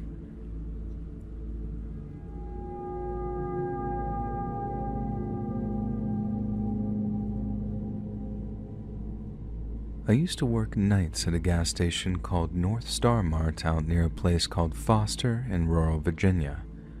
I used to drive up from Gloucester, get there at around 10 p.m., and then work all through the night until 6 a.m. when my boss, a dude named Judd, came over to relieve me. Judd lived right next door to the gas station in a big old house that he claimed that he built himself. There was no way that he built that whole thing on his own, but he was far too nice for me to call him out on it, so I just let it be. He was a great boss, too. I mean that from the bottom of my heart. Not many folks can say that they had a boss who had done almost anything to keep them safe, but I can, and it makes me feel a little guilty sometimes that I don't head up there to visit him more. But I don't like driving around Foster anymore. I don't like going anywhere near the place, and by the end of this story I think you're going to understand why. I worked at the North Star for 9 months and 3 weeks, working anything from 2 to 5 nights a week, depending on how busy I was at school.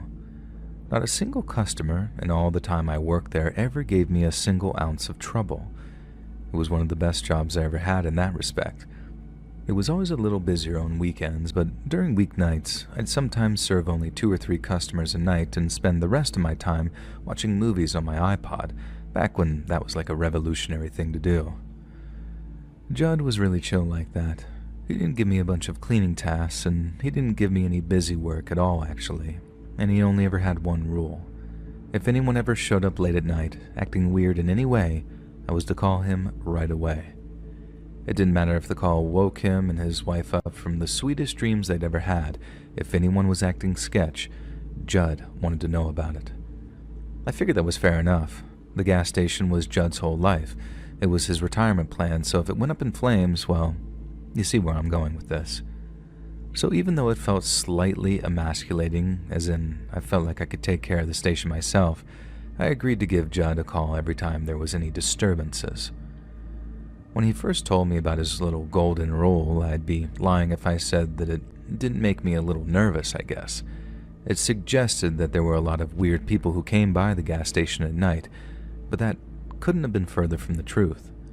Like I said, 9 whole months and not a single instance of weird or disturbing behavior. And then one night, it happened.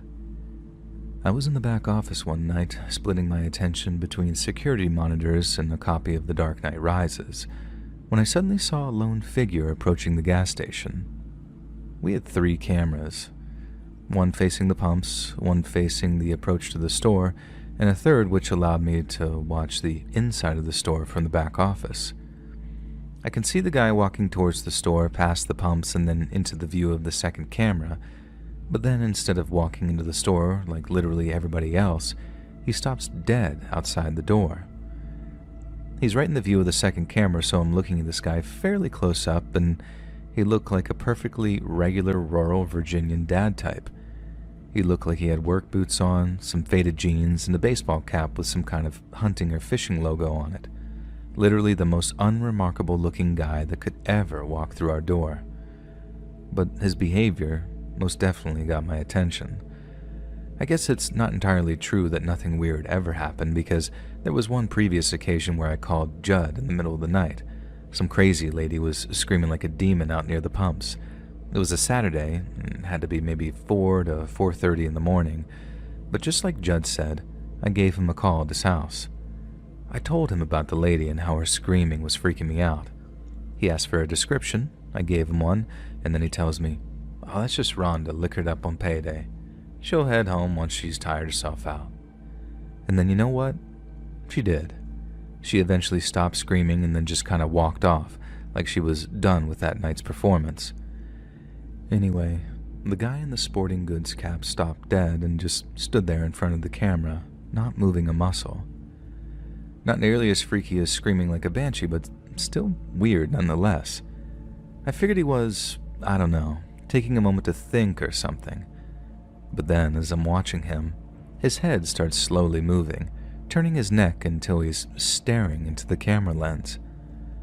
I know it was just an illusion, but it felt like he was staring directly at me, and that was easily one of the most unnerving sensations I've ever experienced. Once the guy's behavior reached a concerning level of weird, I grabbed the phone and called Judd. I didn't even feel emasculated doing it either. Whatever that guy's problem was, it wasn't meth. It was something way scarier than that. Judd picked up the phone, then once again he asked me to describe the person acting weird. I started describing the guy, and then the next thing, Judd slams the phone down.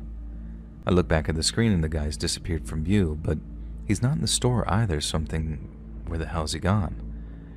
But at the same time, I'm also thinking, why did Judd just slam that phone down on me? He told me to call him if something weird started to happen, and the first time he sounded sleepy but pretty calm, so I was wondering what was so different about that time, when I suddenly see him on the monitors. Judd was running towards the gas station in nothing but his boxer shorts and a wife beater, and he was carrying a shotgun in his hands. He burst into the store and asked me where he is. Then when I say the guy just disappeared, and that I think he just walked off, Judd runs past me into the office to check the monitors. I'm freaking out too, because what the hell is he carrying that shotgun for? But no matter how many times I asked him what's going on, he kept silencing me and telling me that I needed to concentrate as he ran back to the security footage to get a look at the guy's face.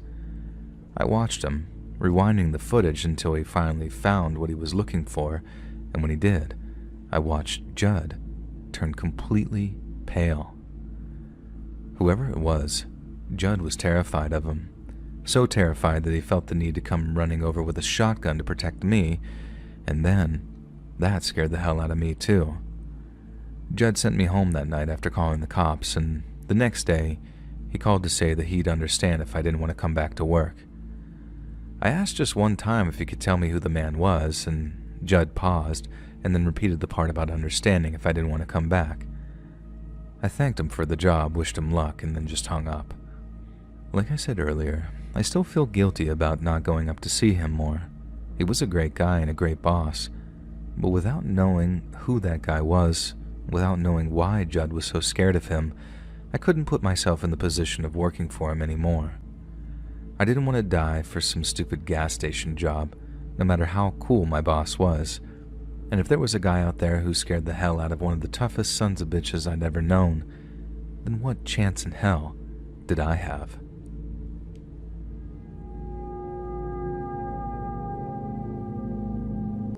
My mom used to work the night shift at a gas station in the early 90s. This is one of those mom and pop gas stations, so typically there was only about one person working the station at a time. During the night of the story, my mom's schedule had overlapped with one of her coworkers for 2 hours because there had apparently been an armed robbery in the same area the night before. So the owner was a bit concerned about being the next target of the robbers. After about 2 hours, my mom's coworker leaves. About a half hour later, there was a goth girl that comes into the station and buys a pack of cigarettes. The girl is fidgety but polite. My mom tells the girl to have a good night, then begins to clean the hot dog case. As my mom starts cleaning, she notices that the girl doesn't leave the station. The girl then starts walking around for about 5 minutes, just looking at random items on the shelves. My mom finally stops what she is doing, and she then asks the girl if she needs anything. The girl goes up to the counter and tells my mom that her car ran out of gas just up the street, so she needs to get some gas. The girl doesn't have a gas can, so my mom grabs one of the gas cans from behind the counter and then tells the girl the price of the can. The girl then says that she doesn't have enough money for the can. Mind you, she literally just bought a pack of cigarettes. My mom kind of wears her heart on her sleeve more than she wants to sometimes, so she tells the girl that she'll buy the gas can for her. The girl then smiles and thanks my mom. My mom lets the girl know that she doesn't have enough money to buy gas for herself, let alone for somebody else. The girl seems to accept this and then thanks my mom profusely. Goth girl says she has someone she can call who will stop by the station and give her some gas money. My mom then asks if she has enough change for the payphone, and the girl says yes. She thanked my mom yet again for the gas can, then leaves. My mom is really good at reading people, and while the goth girl seemed polite, there's something about the whole situation that was really giving my mom bad vibes. My mom looks at the surveillance footage that gives an outside view of the station.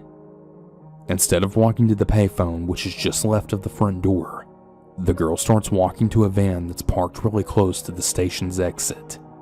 The girl then walks up to the passenger side of the van, and she starts talking to someone who's inside the van. She points a few times at the station while my mom is secretly praying she's not about to be robbed. The conversation between Goth Girl and whoever was in the van only lasts about a minute or two, and my mom just watches as the Goth Girl starts walking right back to the station. The Goth Girl comes back to the station and she tells my mom that she had got some gas money from her uncle, but that when she tried pumping gas, she had some trouble with the handle of the gas pump. Mind you, the gas pumps at the station are literally your basic no-thrills pumps. The girl then asked my mom if she could come outside and help her.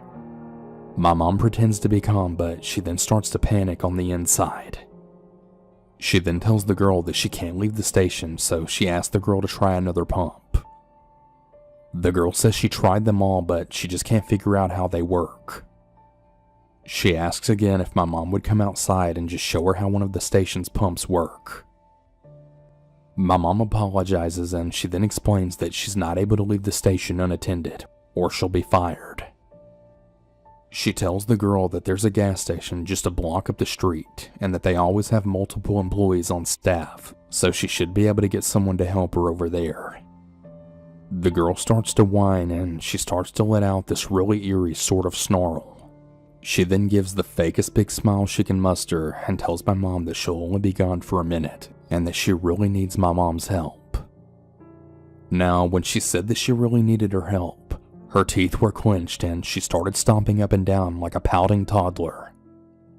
Goth Girl then starts breathing excitedly like she's a rabid animal or something. At this point, my mom then drops all pretenses of being nice, gives the girl what she calls her cold bitch smile, and then says, "So, by the way, I saw you talking with your friends outside, and I already called the cops and gave them your friend's license plate number. They should be here in just a minute. They're so fast in this town." My mom was of course bluffing, and luckily for her, the girl seems to believe her. Goth Girl quickly leaves the store, gets inside the van, and right before she can fully shut the side door, the van is then peeling right out of the parking lot. My mom did wind up calling the police later on and then gave a general description of the van and girl. It didn't take too long for the police to find the van. It had apparently been abandoned on the side of the road near a wooded area. The girl and her friends had used hammers and box cutters to destroy the van's interior. The police didn't know what the girl and her friends had planned to do to my mom, but they said whatever it was, it probably wasn't even robbery. My mom wound up turning in her 2-week notice shortly after this happened. My mom's advice to anyone listening to this story is to always trust your gut instincts. They just might save your life one day. So this was earlier this year. I moved to a different town and was finally settled into my new place. It was the night before Christmas and family was coming by early that morning, so I spent the evening cleaning and prepping for the next day. All was well, I was in high spirits and crawled into bed. It was the first time that I was hosting Christmas, so I was a bit too anxious and giddy to fall asleep. I knew that I should sleep soon, but I was just wide awake, so I played on my phone a bit and just passed the time. It was about maybe 10 p.m. or so. But then suddenly, I'm in the car with my husband on the highway and he's pointing at something in the sky, frantically yelling, "What is that?" And the next thing I know is that I'm groggy and waking up, and there's lights around me and a dark shadow, and it feels like there's fingers pressing my temples and something is on my head. I vividly remember that feeling of dread and thinking, oh no, not again. I feel groggy but managed to mumble and lift my arm, which was heavy, and tried to say, "I'm awake." I then just closed my eyes and wanted it to be over with, and I remember thinking, I hope this doesn't last long. Suddenly, there's blackness, and I snap awake. I'm drenched in sweat. There are 2 points on my forehead that are throbbing in pain. I'm in my bedroom again, and everything as I left it. The TV is on, my phone is in my hand, and I'm thinking, man, that was a weird dream. Suddenly, there's a loud noise, and the power shuts off, leaving me in the dark. It scared me half to death as well, and I jumped up and tried to wake my husband, who was dead asleep. Finally, after a few seconds though, the power was back on, and my husband thinks that I'm just silly. The thing is that I understand that it could very much have been just a dream. That's not impossible, I suppose, but I'm not much of a dreamer, and if I do, they aren't that vivid. This one just felt so real, but why? And why aliens of all things? I'm mostly into like ghostly stories, so I don't read or look up UFO stuff that much, and I remember the physical feeling of dread that it was happening again, and I could feel my stomach drop, and I felt sick when I thought, not this again. But the strange thing is that I don't recall any other dreams or experiences like this.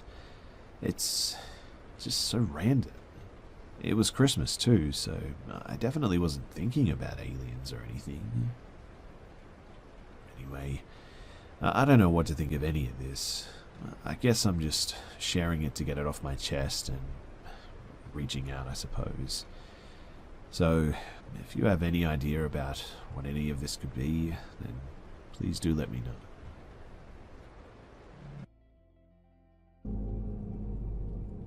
I stumbled across the link on a Craigslist psych discussion forum. I wasn't looking for anything specific, just killing time scrolling through threads on lucid dreaming and conspiracies about subliminal messaging. And then I saw the post. Live feed, smiling man, watch if you dare. It had a single link, no description, and a sense of weirdness that kind of pulled me in, and against my better judgment, I clicked on it. The stream loaded quickly, revealing a man sitting in a plain wooden chair in the middle of an empty room, and the lighting was flat and harsh, giving the whole scene a very clinical vibe. He was staring directly at the camera, unblinking, with the kind of smile you'd expect from someone trying too hard in a family photo. It wasn't quite unsettling at first, it was just kind of strange, and I waited for him to do something. A wave, a twitch, a shift in his seat, anything. But he didn't. He just sat there, his wide eyes locked on the lens, his lips frozen in that eerie grin, and I checked the timestamp. It was live. I remember thinking, well, this is weird, while glancing at the chat window. It was empty, no viewers except for me, and curiosity kept me from watching. Now 5 minutes turned into 10, and then 20. He didn't move once. No blinking, no fidgeting, nothing. It was like he was frozen in time except for the faint rise and fall of his chest. The longer I stared, the more unnatural it felt, as if he were daring me to keep looking. And then suddenly, I heard a noise. At first I thought it was my imagination, but it grew louder, a faint creak like footsteps on old wood. But the man didn't react. The sound got louder, footsteps echoing faintly in the stream, coming from somewhere out of view. A shadow flickered across the far wall of the room and my stomach tightened. Someone was there. Someone else. I leaned closer to the screen and my pulse was quickening. A figure appeared, blurry at first, and then cleared as they moved cautiously into the frame. It was a man, dressed in dark clothes, wearing a ski mask, and he was holding a sledgehammer. The intruder didn't seem to notice the live camera at first. He glanced around the room, gripping the hammer tightly, and then froze when his eyes landed on the smiling man. But that man, he didn't move an inch. His grin didn't falter and his gaze didn't shift. The intruder hesitated, his posture stiffening. He took a step closer, waved a hand in front of the smiling man's face. Nothing. And then he whispered something, low enough that I couldn't make it out. The smiling man stayed silent, and he didn't even blink. The intruder backed away slowly, muttering to himself, and then turned and bolted out of the frame. I heard the sound of a door slamming shut somewhere off-screen, and for a moment the room was quiet again, except for the faint hum of the camera. The man didn't so much as flinch. I closed the tab, but the image of his frozen, smiling face stayed with me long after. I never went back to that stream, but sometimes I wonder how many people have found it since, and who's really watching who.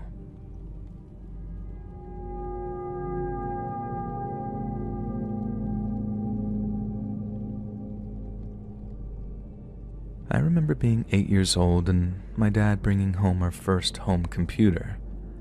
I have very vivid memories of how excited he and my mom were and how Dad let me use MS Paint to get me accustomed to using the mouse. It seemed like a big deal to them, but it was like a positive thing, you know, something they were excited about. But then when we finally got hooked up to the internet, that was a big deal in a whole different kind of way. My dad treated the computer like it was a gift from the gods and the key to the 21st century, which I guess in many ways it was, kind of. but he treated the internet like it was a loaded gun. I later learned that an uncle had warned my mom about how the internet was full of very dark stuff that had warped my young mind. And while I'd say that statement had a whiff of hyperbole about it, I can't say it's completely false either. Maybe 6 or 7 years later, when I was finally allowed to surf the internet unsupervised, I discovered a little website you may know as Craigslist. I'm sure like 90% of people know what Craigslist is, and if you don't, you better just Google it or something, but I wasn't revisiting the place for the sales or the personals. I was returning for all the weird info dumps and discussions taking place in the psych and religion sections of the discussion boards. And that's when I discovered the single most disturbing thing I had ever read online. The story of a little girl named Anna, and how even though I thought my uncle was an old prude, making mountains out of molehills, he was actually kind of right about the whole internet being full of weird and very disturbing stuff. So back in 2007, a young Czech man set up one of those video baby monitors in order to check up on his newborn son. But then one night, he switches it on, and instead of seeing his kid asleep in his crib, he sees a boy of around 6 or 7 bound and gagged in the corner of a dirty cellar. Naturally, the guy rushes to call the cops, who deduce that he somehow received the signal of a similarly video-based baby monitor located in a nearby home. The cops then go door to door, trying to figure out where the signal was coming from, and that's when they meet the Moorova sisters. The older of the two sisters was the single mother of 2 young boys and had recently adopted a 13-year-old girl named Anna. It was one of those 2 boys the young father had witnessed tied up in the basement. It was a form of punishment, but not one devised by the boy's mother or aunt. It was little Anna's idea, the 13-year-old girl adopted by the older Moorova sister. But Anna had not just been manipulating the sisters into brutally punishing the boy. She had been cutting off thin slices of his flesh and then feeding them to the unwitting sisters in their daily meals. And at first, the police believed Anna was just another victim of the sisters' abuse. Yet oddly, the girls didn't show any of the same signs of abuse that the boys had, be it burns, bruises, or scars. The 2 boys confirmed it too. Only they were ever subjected to abuse, and Anna remained untouched. Somehow, Anna had convinced the 2 boys that they deserved to be punished, which was why they never thought to fight back or otherwise defend themselves. The same was true for the 2 sisters. Somehow, Anna had convinced them that what they were doing was the right thing to do, and neither of them had a history of being abusive until little Anna had showed up on their doorstep. Little Anna was adopted, all right. But the Moorova sisters hadn't visited an orphanage or contacted some kind of adoption agency. Little Anna had simply turned up on their doorstep one day and had never left. The cops do some digging on little Anna, trying to find out where she came from, then after months upon months of searching, this is what they discovered. 13-year-old Anna was not 13 years old. She wasn't even named Anna. She was actually in her early 30s. Her name was Barbara, and the only reason she could pass as a young girl was because she had some rare developmental disorder. The cops moved to arrest the woman only to find that she'd fled the country. But thanks to them being able to circulate recent photos of her, she was quickly tracked down and then brought back to the Czech Republic to face justice. It turns out she was in Poland, posing as a 14-year-old boy, and she'd already talked her way into the home of a young family who had, you guessed it, 2 young children. On the Craigslist discussion board, there were all kinds of rumors that Anna's birth parents were connected to some weird cult called the Grail Movement. But even as a teenager, I found the connection to be odd at best. The only thread that held them together was the idea that the movement's goal was to create a kind of Metachrist, essentially a copy of Jesus with all the same preternatural powers. Supposedly, Anna was this Metachrist, but then without the proper guidance, she turned rotten and used her powers for evil. The Grail movement was a real thing, and a serious enough movement that the National Socialists went after them after they annexed Austria. But I think people just wanted to tag the 2 subjects together to make the whole thing into some vast, creepy conspiracy, when to me the whole thing is just scary enough on its own. These days I think back on it, on what my uncle said about the internet being full of weird, creepy stuff, and I think he's partially right. But it's not the internet that's packed with all of those strange, frightening things. It's the world outside of our windows. Real life. The world and the people in it. Those are the really scary things. All websites like Craigslist do is kind of act like a window, which allows all of us to see it, truly.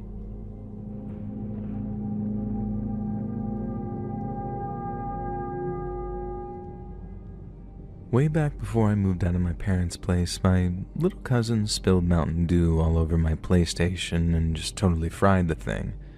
A few hours later, I was scrolling my local Craigslist when, bingo, I see a PS3 for sale for $100. The post said it was in good condition, and the seller claimed that he needed the money urgently. It seemed too good to be true, but since it was the holidays and everywhere was mostly snowed in, I was bored out of my mind, and I was desperate. I texted the number listed, and the seller replied quickly, suggesting that we meet in the parking lot of a closed-down Kmart on the edge of town. He insisted on cash and stressed the need for a quick transaction because he didn't want to be sitting in his car freezing his butt off. I felt uneasy. I told myself that I'd be careful. As long as I saw the PlayStation 3 before handing over the money, I figured I'd be fine. When I pulled into the lot, it was completely empty, aside from the dark car parked at the far end, and a man in a hoodie leaned against the driver's door. He raised a hand in acknowledgement as I approached, and then asked if I had the cash. His tone was casual, almost bored, so it didn't raise any red flags at all for me. I nodded, and then he motioned toward the backseat of his car, saying the PlayStation 3 was there and inviting me to check it out. I stepped out of my car, walked towards his, and then opened the back door.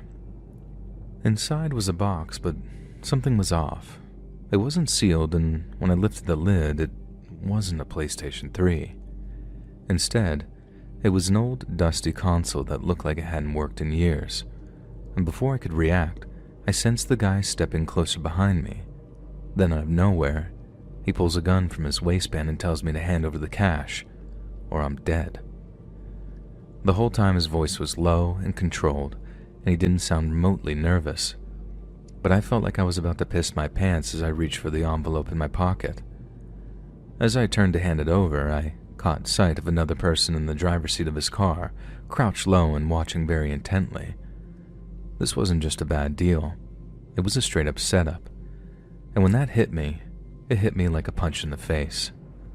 I had this gut feeling that they weren't about to let me leave and that the guy's next command was going to be for me to get into his car.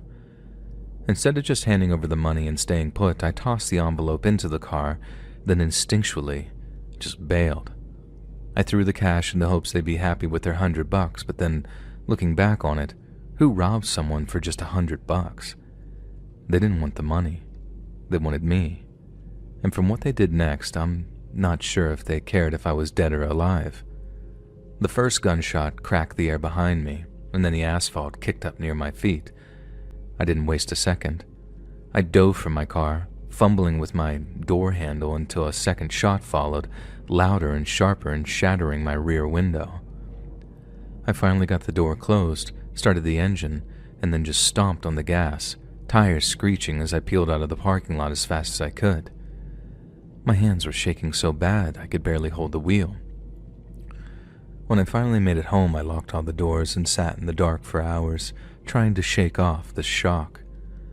The shattered glass in my back seat was a grim reminder of just how close I'd come to something far worse, a near miss that could have ended much differently. Back when I was younger, a little reckless and eager to find love, I thought it'd be a great idea to check out the personal section on Craigslist. Most of the ads I saw were either blatantly fake or downright creepy, but after scrolling for a while, one caught my eye. It was very short and straightforward. Looking for something casual, just broke up with my boyfriend, don't want anything serious, message me if you're interested. Something about it seemed genuine and the attached photo sealed the deal. And this girl was gorgeous, like sort of way out of my league, so I decided that I'd send her a message. She replied almost immediately, and things moved fast, really fast, and within a few exchanges, she was sending provocative pictures. And I really couldn't believe my luck, but something felt off, like it was way too good to be true. Now, half joking, I sent her a message, "If this is real, send me a picture with my name written on a piece of paper." And to my shock, she did, and that was really all the proof I needed to know that she was real. We kept talking, and she told me that she wasn't looking for anything serious, just a no-strings-attached hookup.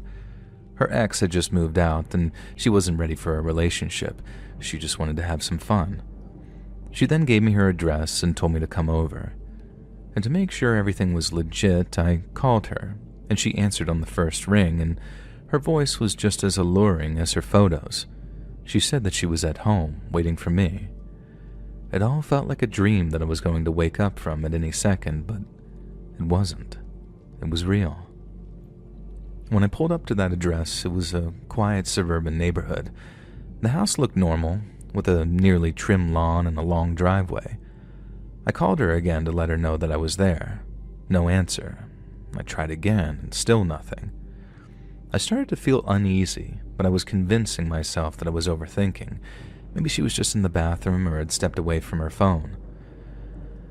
Trying to shake off the nerves, I got out of the car and walked toward the house, and that's when I saw them. 2 men were standing in the window, staring me down as I walked up the driveway. They each looked extremely sketchy, like they'd stepped straight out of a police lineup, and one had a shaved head and a sort of scowl, while the other was very wiry, with tattoos covering his arms. And my blood immediately ran cold. Every instinct in my body screamed at me to get out of there, and without a second thought, I turned and sprinted back to my car. My heart pounded as I jumped in, locked the doors, and just sped off. My hands were shaking, and I couldn't stop glancing in the rearview mirror, half expecting to see them chasing after me. When I finally got home, I tried to calm myself down. Maybe it was a misunderstanding, and maybe those guys had nothing to do with her. But deep down, I knew better. About an hour later, I got a text from the girl. "You're a loser," it read. "That was my boyfriend, and we were just messing with you." I stared at the message, feeling a mix of anger and relief. So much for the ex part, right? And I tried to brush it off as some sick joke, and they probably got a kick out of scaring guys like me.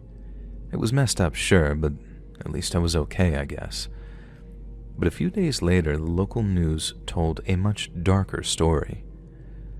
A man had answered a Craigslist ad in that same neighborhood, and when he showed up, 2 men ambushed him. They beat him, robbed him, and left him barely alive, and he ended up in the hospital fighting for his life. The police said it was a setup, and in the description of the house matched the one that I had been at, and a very cold chill ran down my spine. I couldn't stop thinking about how close I'd come to being their victim. If I hadn't noticed those guys in the window, I might not have made it out, and the thought haunted me for a while. These weren't just pranksters messing around. They were predators, willing to hurt someone for a quick payday. They lured me in with fake promises and a pretty face, and I'd almost fallen for it. Even now I can't shake the memory. The way those men stared at me, unblinking, as if I'd already been caught in their trap. And the relief that I felt when I drove away was replaced by a very sickening realization. I'd been extremely lucky. The man on the news wasn't so fortunate, and I can't help but wonder how many had fallen for that exact same trap.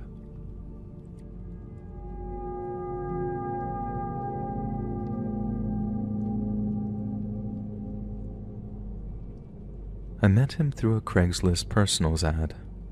His posts weren't anything fancy, just kind of awkward and sweet, and it said something like, "Looking for someone to grab a drink with, laugh a little, and see where it goes?"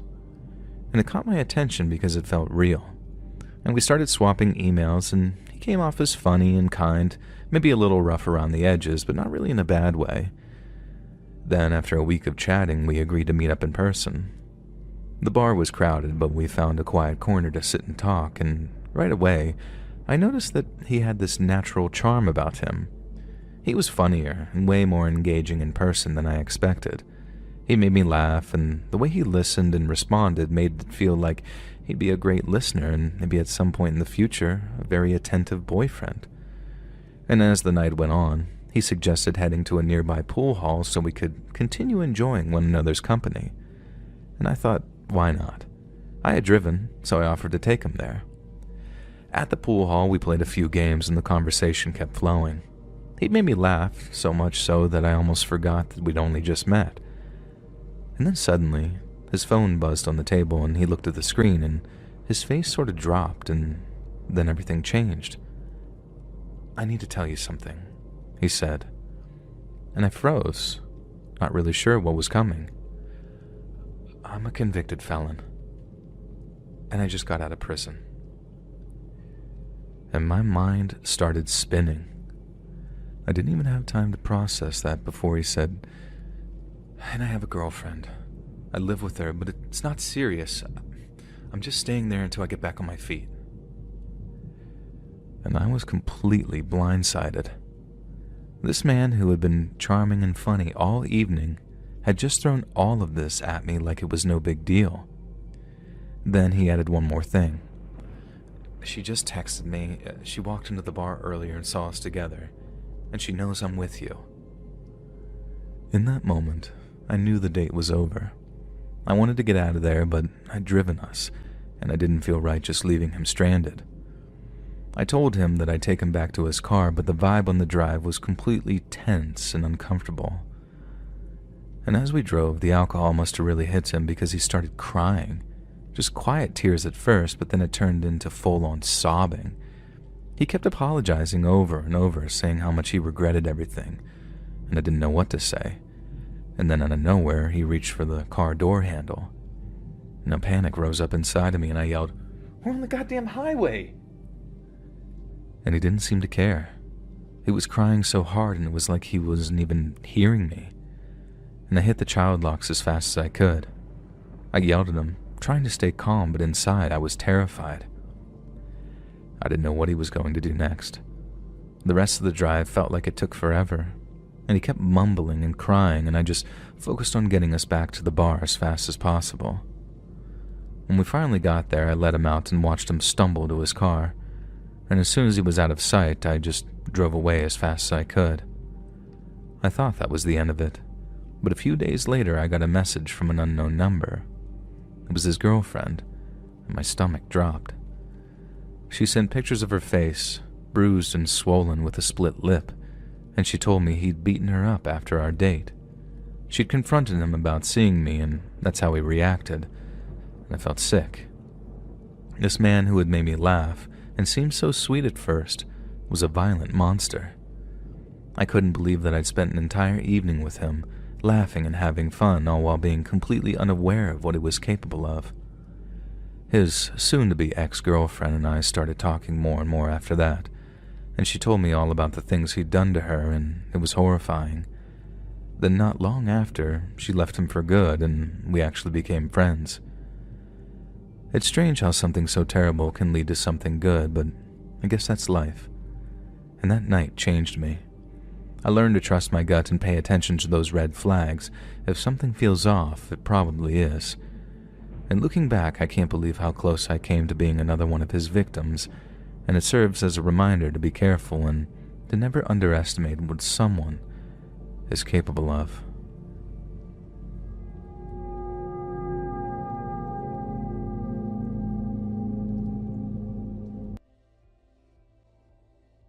When my boyfriend and I were both still in college, we rented out an Airbnb in Las Vegas during the summer.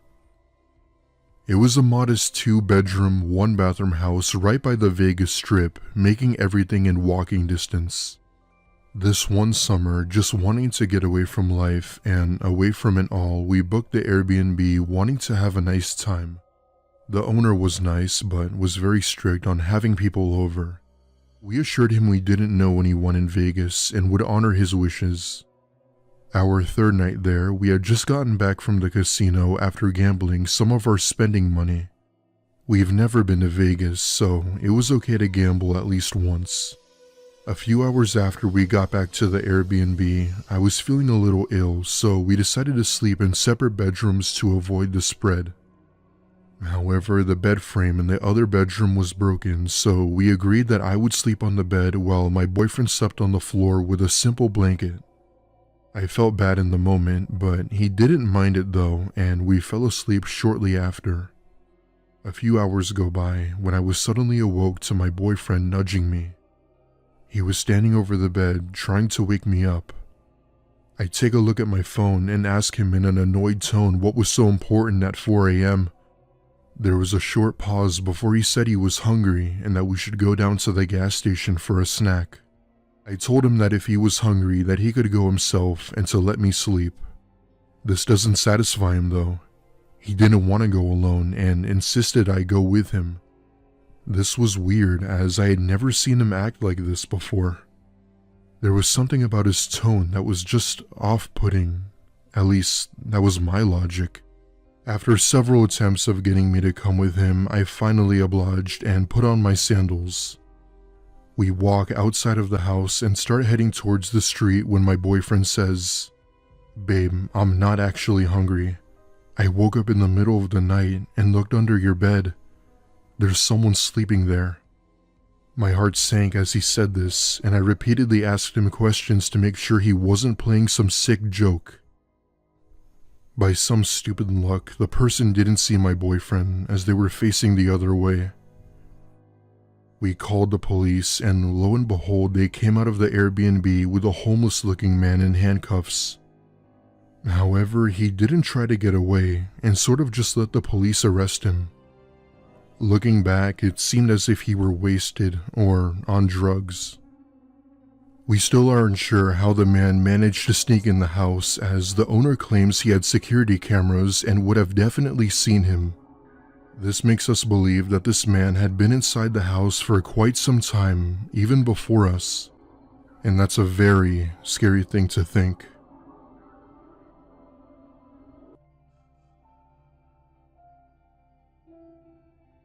It was the summer of 2016, and my friends and I were taking a road trip down to Miami for Ultra. Ultra is a widely popular music festival around the world that was hosted once a year with many popular celebrities. If you're a big music fan, you know what I'm talking about. Anyway, my friends that I had gone with decided to get an Airbnb to stay in, as that would be the cheaper option than a hotel and was well within our budget. I've heard a lot of bizarre and creepy experiences when renting Airbnbs, but at the time we really didn't think much of it. We'd be at the event for the weekend, which meant that we'd also be renting the Airbnb for the whole time. It wasn't a huge house or anything, just the appropriate size for a group of friends. This had been a weekend we've all been looking forward to for about a year now, so we made the most of it.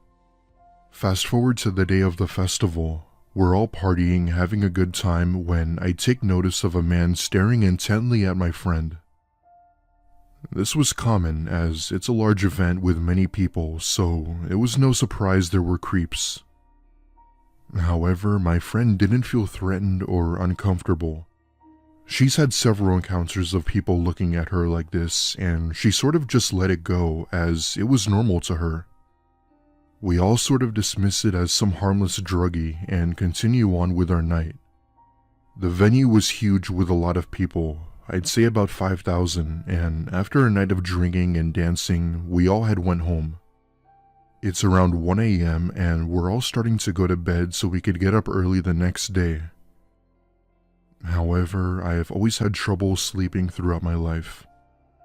I've always had an innate fear of the night, ever since I was a child, and for whatever reason, I guess it stuck with me through adulthood. I wasn't so much afraid of what lied in the dark, but rather the dark itself.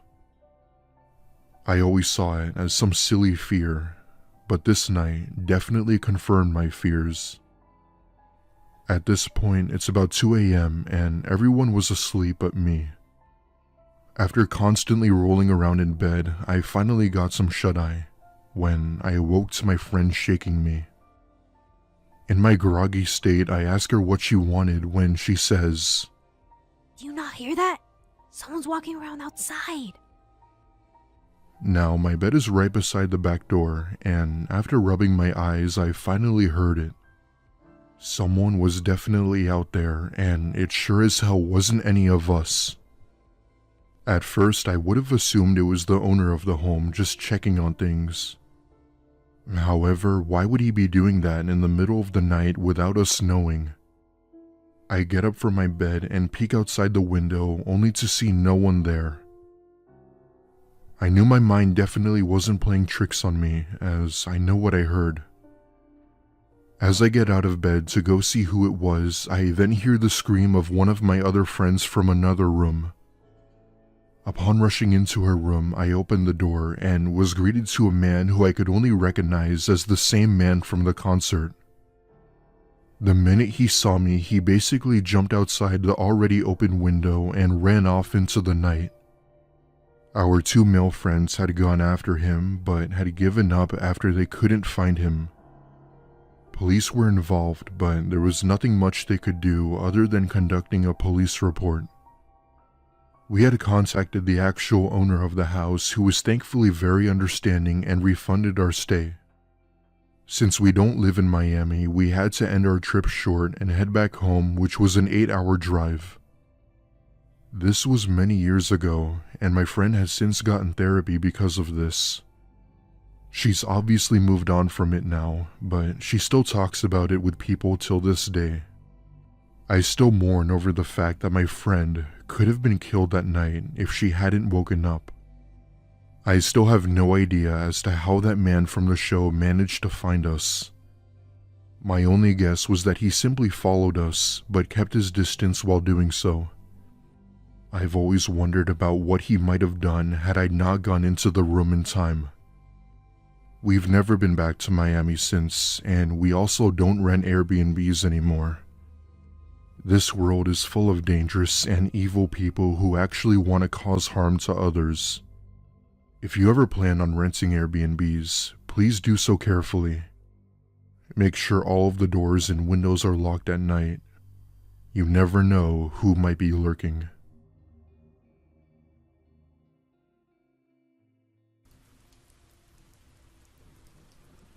My brothers, my partner, my best friend and I all recently took a trip to Kansas City to go to the Orville Peck concert. We waited until the sort of last minute to reserve an Airbnb because we weren't all 100% sure who was all going. Nonetheless, we found one just outside of Kansas City, in a suburb called Grandview, at a pretty reasonable rate. The host's overall rating was good, and we didn't see anything out of the ordinary when reading the first few reviews, so we thought we had gotten a fairly good deal. We arrived in Grandview a little after 3 p.m., and our Airbnb was the bottom floor of the owner's home. As we pulled up to the house, we noticed quite a bit of religious signs and statues on the lawn. Now don't get me wrong, I don't have an issue with people believing in whatever they believe in, so long as it doesn't infringe upon other people's rights. But here we are, a group of very visibly queer folks about to attend a gay country concert, blindly walking into someone's home that we'd be staying in for the next 2 nights. We decided there was nothing to be worried about. And after all, we technically were in the Bible Belt, so we shouldn't be surprised that we're staying in the home of someone who is religious. My brother and partner called the host and met her at the door of our guest suite. She showed them around while the rest of us got our suitcases unloaded. When they came back to meet us, they said that she was super nice. And again, our minds were eased. We decided to hang out, order food, and rest a little before we headed off for the concert that night. Our comfort did not last long though. While we were getting our suitcases unpacked, laying around in one of the bedrooms of our guest suite, my youngest brother was casually looking through the drawers of the dressers and side tables, as anyone would do. Most of what he found was normal. Extra bed sheets, pens, paper tablets, nothing really out of the ordinary.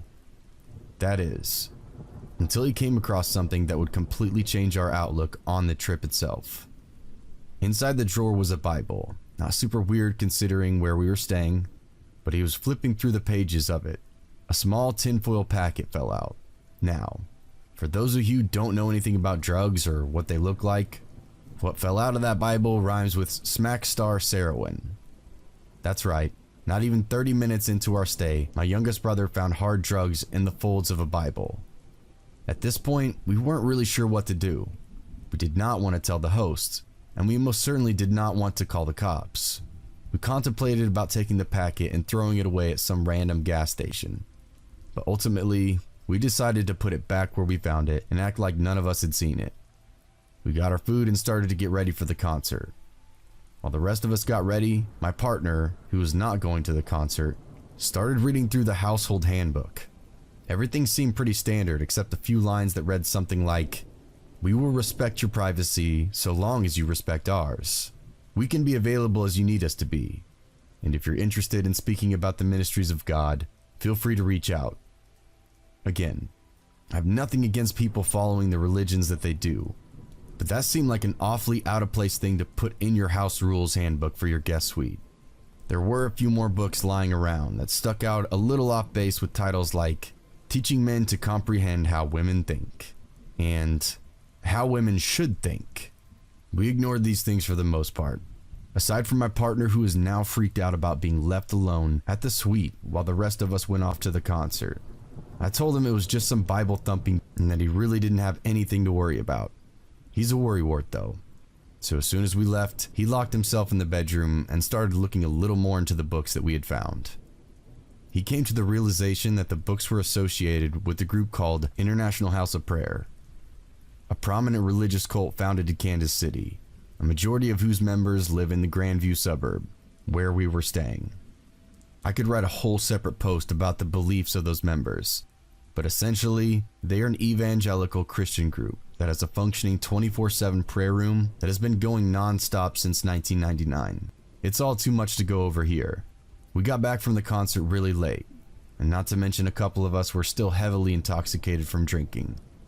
So he didn't mention much about it that night, but he was very quick to tell us about it the next morning.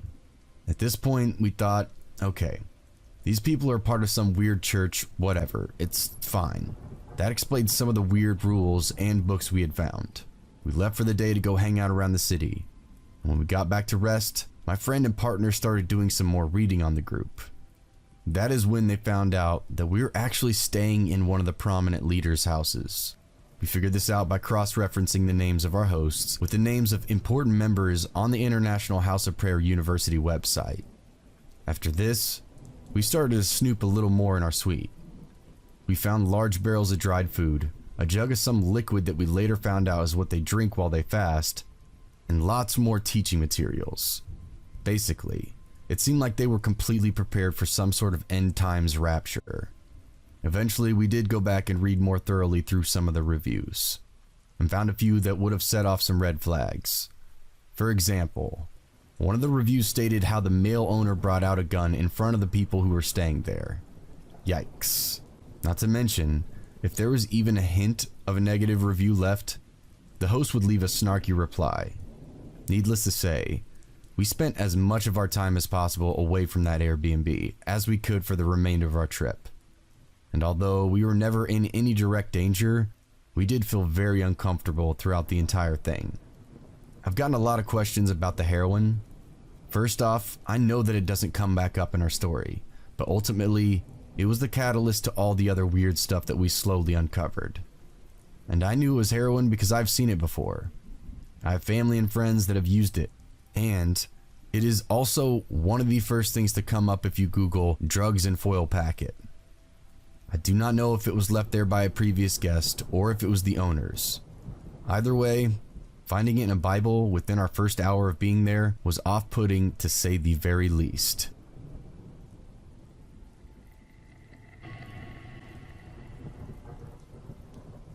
After reading a few posts on here, I've decided to add one of the creepier, still unexplained events that happened to me and a group of friends within the past 5 years.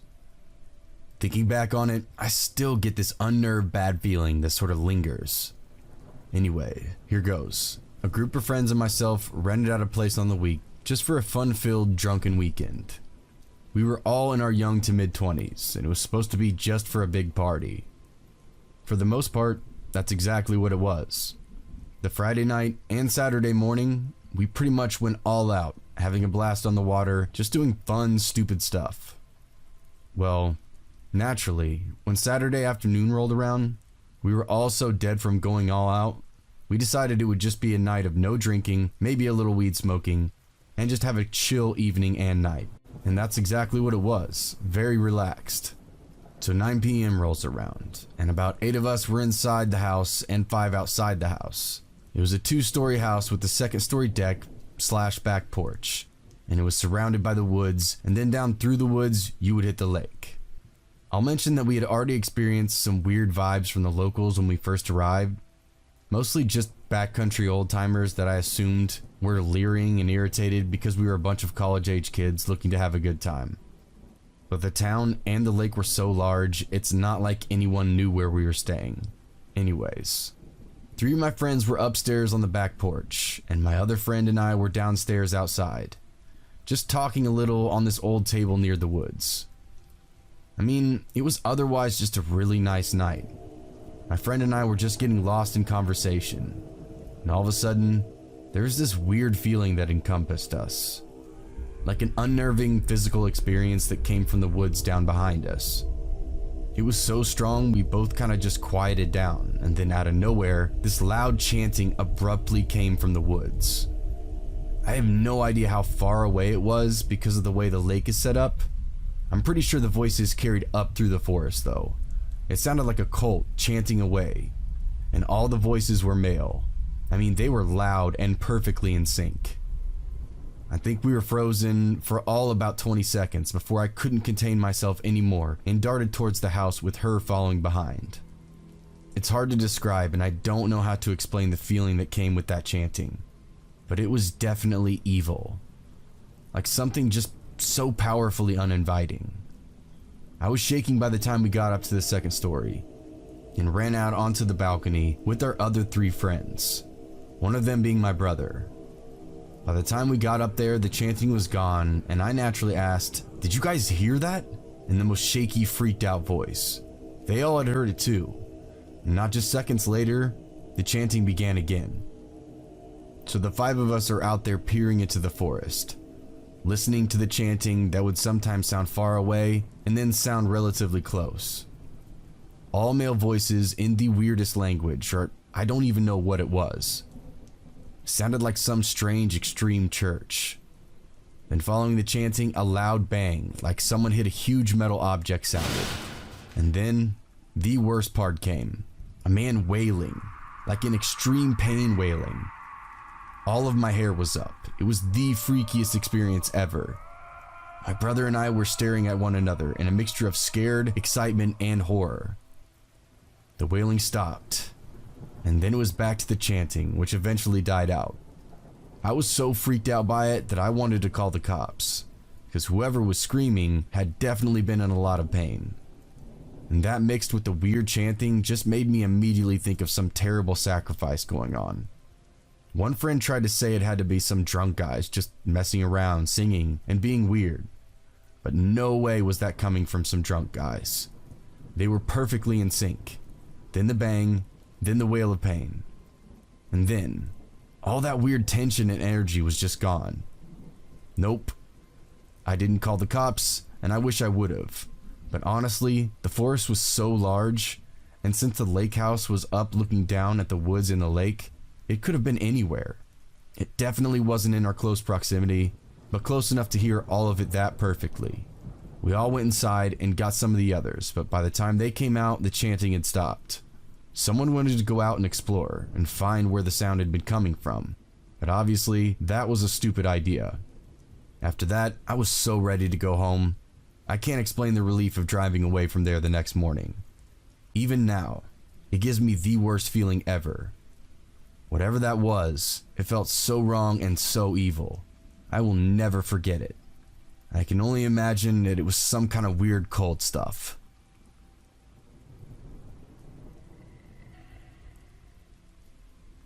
A story on here reminded me of the time some friends and I had stayed in what turned out to be the 3rd most shadiest hotel in Las Vegas, which for Las Vegas is definitely saying something. I also managed to inadvertently traumatize the entirety of my company, as I recounted what I considered to be just an amusing childhood story. The hotel itself was a bit of a nightmare, as everything was bolted down and none of the doors locked. But I digress. The story itself is about my family's run-in with Satanists on a trip to upstate New York. Though, the growing expressions of disbelief and horror on my companions' faces assured me that the story was not, as I had previously considered, funny per se. In any case, what follows is completely true, and everyone present swears by this narrative. When I was 5 years of age, we took a road trip to upstate New York to see my grandmother on my father's side, as well as to tour around the countryside a little bit. There we were, in rural upstate, away from the region in which my grandmother actually lives, and we were planning on staying in a bed and breakfast my father had booked ahead of time. It had been an unexpectedly long drive due to weather complications, and when we found the B&B in question, we were all quite tired. We went up to the door to check in, and a woman missing her 2 front teeth on both jaws answered. She invited us in, but warned us that they didn't have a room for the night. They were booked solid. My father protested that he had made arrangements in advance, but she said she knew another hotel that had vacancy just up the way, and she would give them a call, and she assured him that they would offer the same rates.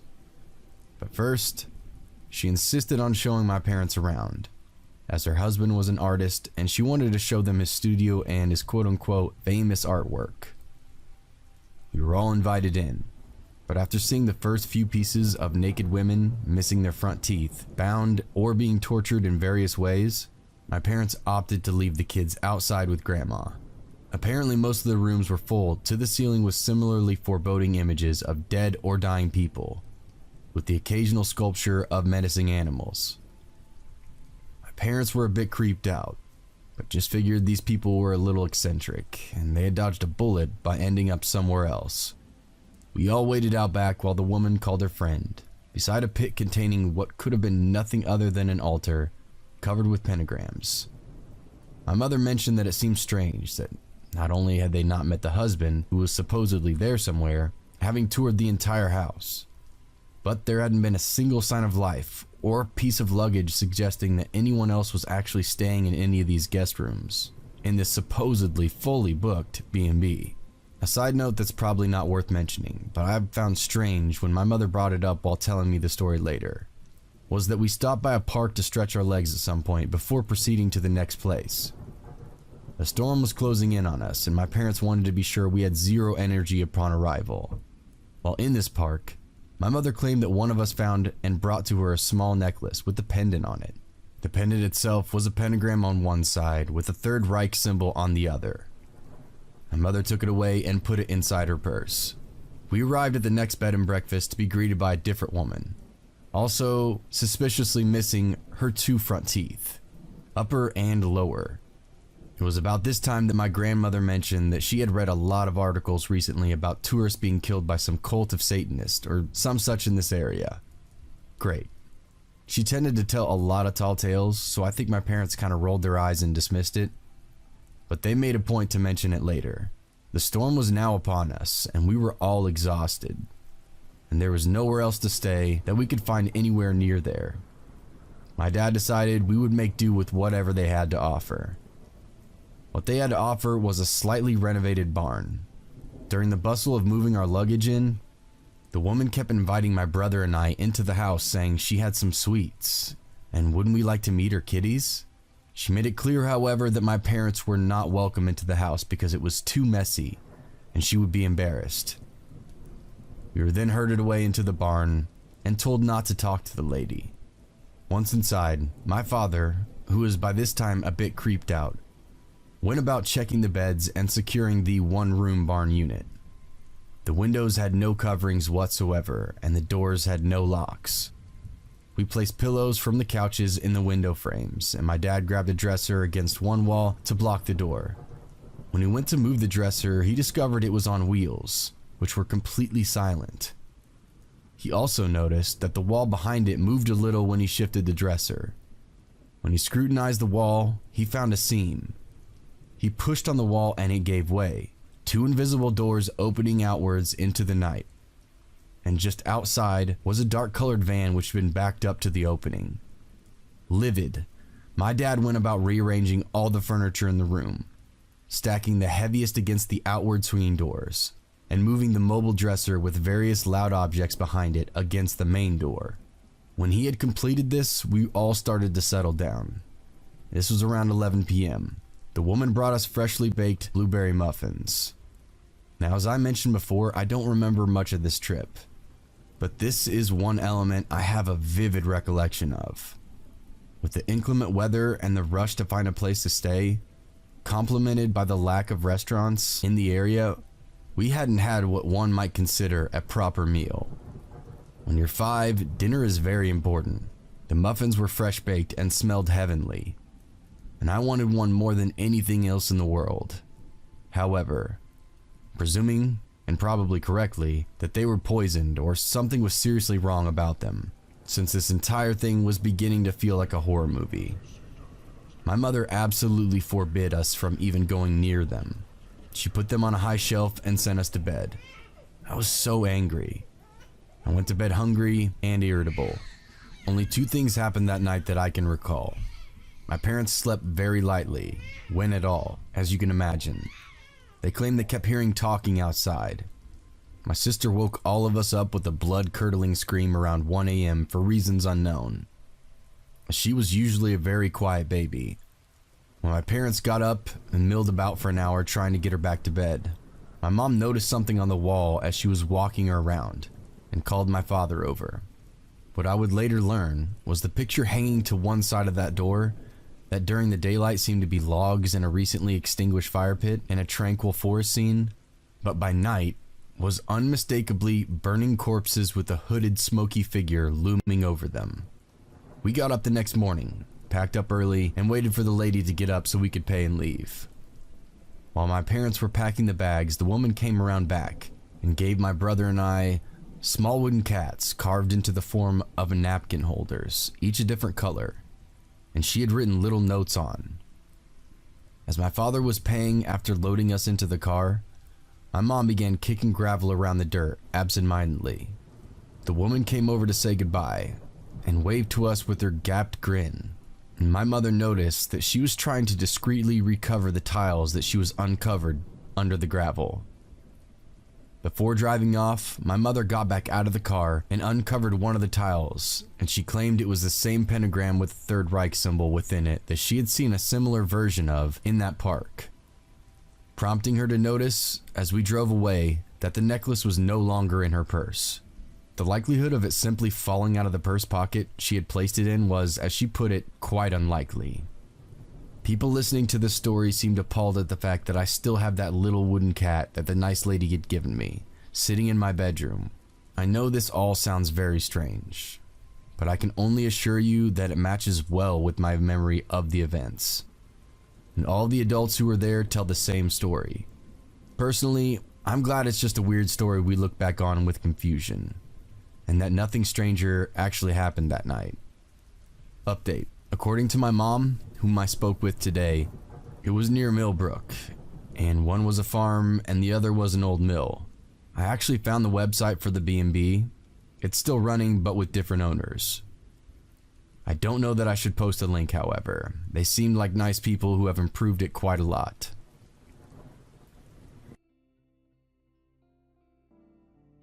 I'd like to start off by saying that Christmas is my all-time favorite holiday. However, every year, I remember what happened to my family on Christmas of 2019. I was 12 years old at the time.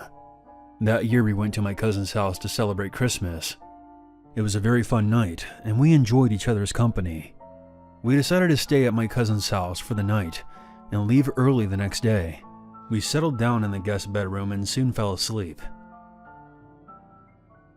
Suddenly I woke up at 4 a.m., hearing noises coming from downstairs. Against my better judgment, I decided to go check it out. As quietly as I could, I crept down the stairs and looked through the wooden railings into the living room. I saw a figure that appeared to be dressed as Santa, looking under the Christmas tree. I went back upstairs and woke up my dad. "Hey, Dad, Santa came back. He's downstairs." After my dad became fully awake, he seemed alarmed by what I said. We went downstairs to find no one inside the house. My dad told me that I might have just had a bad dream, and we went back to bed.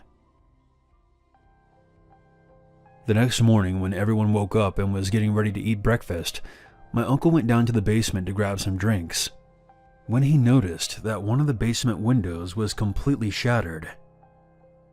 After the initial shock, my dad and uncle checked the whole house to see if anything was missing or damaged. After they were done searching, they rejoined us in the kitchen.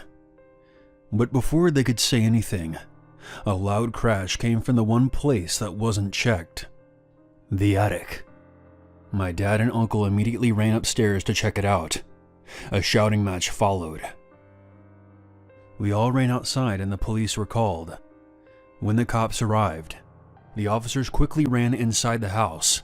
A short time later, they brought a man dressed as Santa outside. We later found out that the man had a large knife on him. The officer stated that it wasn't just my cousin's house that was broken into. There were multiple reports of break-ins up and down the block. Before I end this story, there was something that I overheard the cops saying that might be entirely unrelated to this break-in. Apparently they had been dealing with attempted kidnappings of young children at the local mall, with perpetrators dressed as Santa. This story happened in 2016. At the time I was living on my own in an apartment with my dog, finishing up college. That Christmas, my dad was only 350 miles or so away from me, 2 states away, as opposed to being over 2,000 miles away in my home state. So my mom flew in, and I drove in with my dog so we could spend Christmas together. The trip there in the first week was great. It was my first time living away from home, so it was nice to be with my parents again. However, the day before Christmas Eve, my mom found out that my dad was having an affair. And that kind of threw a wrench into things, needless to say. They fought all day into Christmas Eve. I got fed up quick, but I had driven there, so all I had to do was go in my car and drive back home. My parents were upset when they saw me repacking my car. It was now 7 a.m. on Christmas Eve, but I didn't really care. I'd rather spend my Christmas on the road than be in the middle of this drama. There was a lot of snow, but the weather had slowed down for the past few days, so I knew that the roads would be clear, and my car had 4-wheel drive. So I set off, and spent the first hour of my road trip just angrily venting everything to my dog. I filled up my car before I left, because I knew that the drive from my dad's apartment to my college town would be exactly 1 tank of gas. So whenever I needed to refill again, it would be in a familiar area. About 2 hours in, I wanted to give my dog a bathroom break to avoid any accidents in my car. That's when I pulled into a deserted rest stop to do just that. I hooked him up to his harness and made sure that I had my keys, phone, and my flashlight. I was cleaning up after him when I realized that he was doing these low, rumbling noises, the sound that dogs make when they see something, and he began kicking up snow with his hind legs. Now is probably a good time to inform you that I don't have a big scary dog. He's a barely 10-pound Yorkie. The Christmas sweater that my mom made for him didn't exactly help him look more intimidating. He may not be a guard dog, but he is a good motion sensor alarm. I looked up to see what he had been barking at, expecting it to be an animal, but it wasn't. There was a distinctly human figure in the distance. Had my dog not alerted me, I would have never noticed. There were not any other cars in this parking lot, and this place was fairly isolated. It was unnerving. I scooped up my dog and went back to my car. Normally when I picked him up, my dog would stop barking at whatever he sees, but that was not the case this time around. He kept squirming in my arms so he could look behind me, and was getting more and more worked up until he was almost clawing at me. When we got to my car, I finally looked back again, and this time, the figure was much closer, because he was full-on sprinting right at my car. I panicked and threw my dog into the passenger seat. I quickly got in and locked my doors. But of course, my car would not start. I had never had this problem before, but the engine was not wanting to turn over. My dog was now in the back seat scratching at the windows and was going insane, barking and growling. The man reached my car. He resembled any other homeless man I had ever seen, with layers of slightly torn jackets, some dirty jeans, with shaggy hair and a beard. He went from his sprint to a slow jog once he got into the parking lot. When he approached my car, he slammed his hands against the driver window. "I need a ride." He sounded out of breath, but very monotone. Sorry, no. I'm about to call a tow truck though. If you need a ride, you can get one from him." I knew that I looked and sounded scared, and the man started pounding on my window again with both fists. He said something about being cold and needing a ride into the city, and that it was Christmas Eve. But at this point I had stopped paying attention to him and was just focusing on trying to get my dog to calm down. He was still losing his mind in the back seat, still barking, growling, and scratching at the window. My dog has never before or since acted this way towards anybody. While he's not very fond of strangers or new people, he's always been the type to basically ignore strangers or any of their attempts to get his attention. So for him to be going crazy like this was a massive red flag for me. I held onto his harness to get him to relax, and I told the man that if he was cold, he could wait in the restroom for the tow truck to arrive. He motioned for me to roll down my window, and I shook my head no. I finally just put my hands over my dog's mouth, shushing him, and told the man that I couldn't help him. He looked angry, and then tried to open my door. Thankfully, it wouldn't budge, but it made my dog squirm out of my hands and went full-on ballistic again. I pulled out my phone to dial 911, and the second he realized what I was doing, he stepped back from my car and rushed into the bathrooms.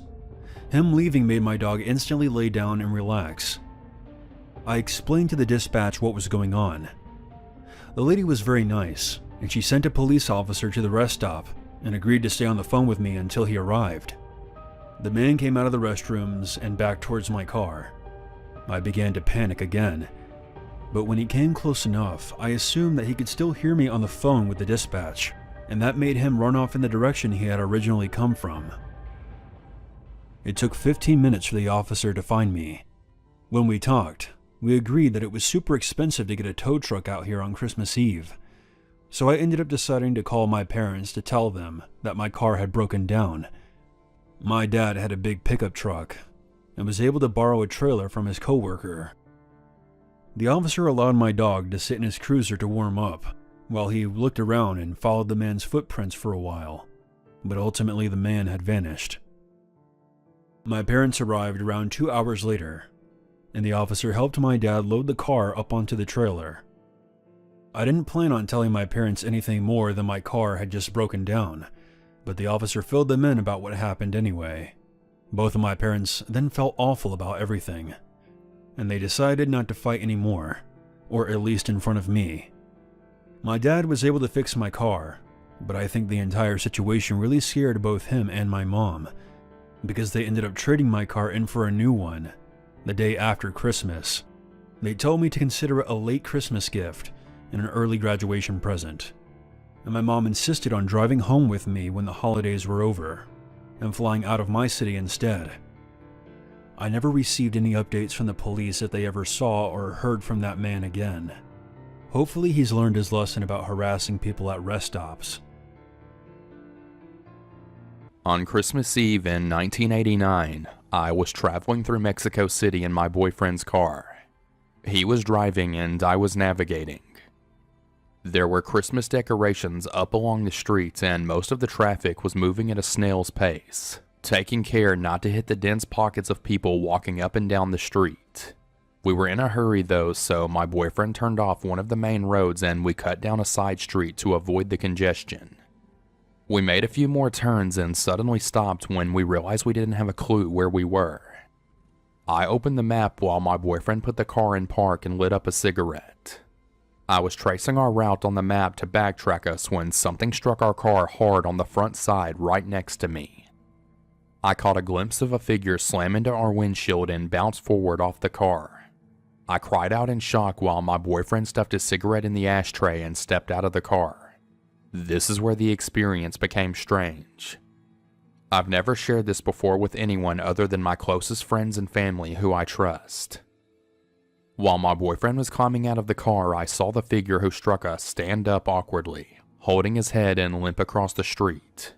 My boyfriend completely ignored him and bent down to look at the front of the car. I rolled down my window and called out, "Hey!" to the man as he limped away. My boyfriend, thinking I was yelling at him, called back to me, "Don't get out." I called back, "What? Why?" And my boyfriend stood back up and I noticed blood on his pants from where he had knelt down. "He's dead," my boyfriend said, and he rubbed his face. "What? No, he's not, I turned and started to point in the direction the man had limped away in, but he was gone. I got out of the car and stood up. I saw enough to understand what my boyfriend meant. The man we had struck had flipped off the windshield and caught his head in a storm drain. His neck was very clearly broken and he was bleeding heavily from 2 different compound fractures in his legs where he had struck our car with his bike.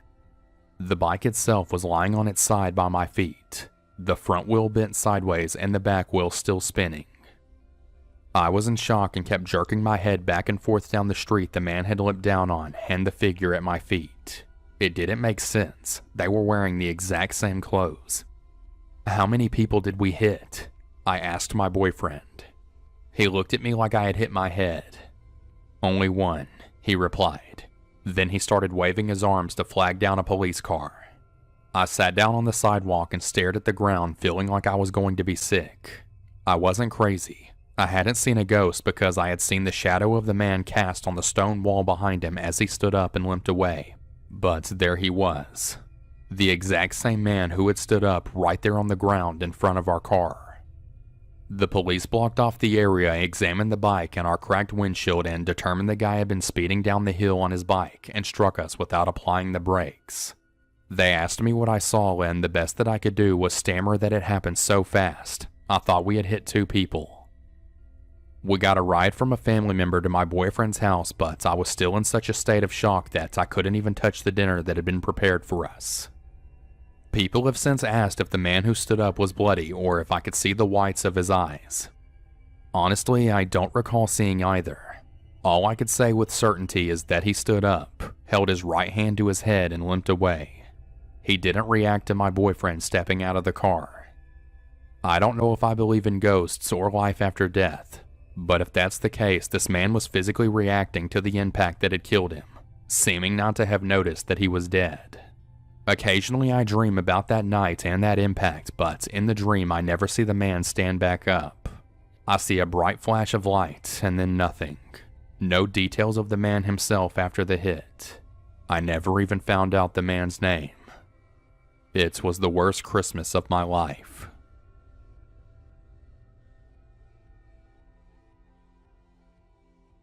My goal in writing this out isn't to have it shrugged off as just another entertaining online horror story. I sincerely want to know if this experience or anything similar has happened to anyone else. That may help me sleep better at night, knowing that it's not all just in my head. I'll admit that I suffer from PTSD, but this is so much different from anything else that I've ever experienced during one of my episodes. Last Christmas, my friends and I had planned to meet at our hunting cabin and have a rustic holiday detached from the rest of the world. We were planning on just lighting a fire, having some drinks, listening to some music, and playing some cards. I arrived at the cabin first, just as the sun was starting to set. The cabin was set alone on the top of a rocky slope overlooking the highway, so I turned on all the lights so it could be seen from the road. I got the fire going and threw the beer into the icebox to chill. It had snowed the night before, so after I warmed up the cabin, I went outside and shoveled some openings by the driveway for the cars to park in. The entire time I was outside, I had that feeling that I wasn't alone. Not necessarily that I was being watched, but that someone else was on the property. I shook it off as paranoia. Unless they were here for the cabin, there was no reason to be this far up the hill. There was nothing else around except for trees and power lines. I went back inside and noticed a couple of missed calls on my cell phone. My friends had called me to tell me that they were on their way, and that they would be there within the hour.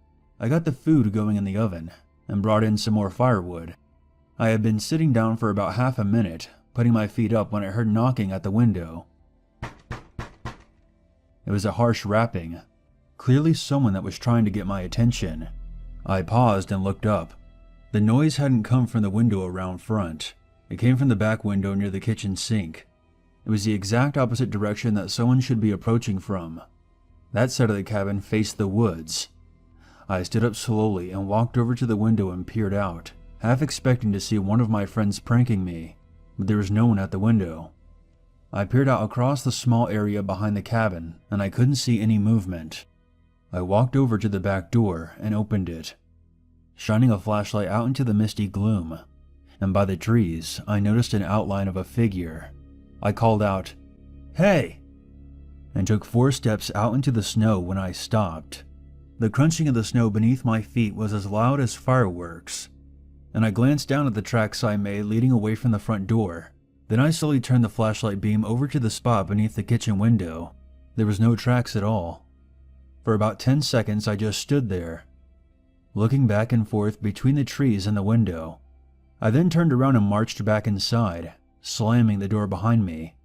I set the flashlight down, furious with myself, convinced I was having another episode, sensing danger where there was none, being distracted by stray shadows and sounds.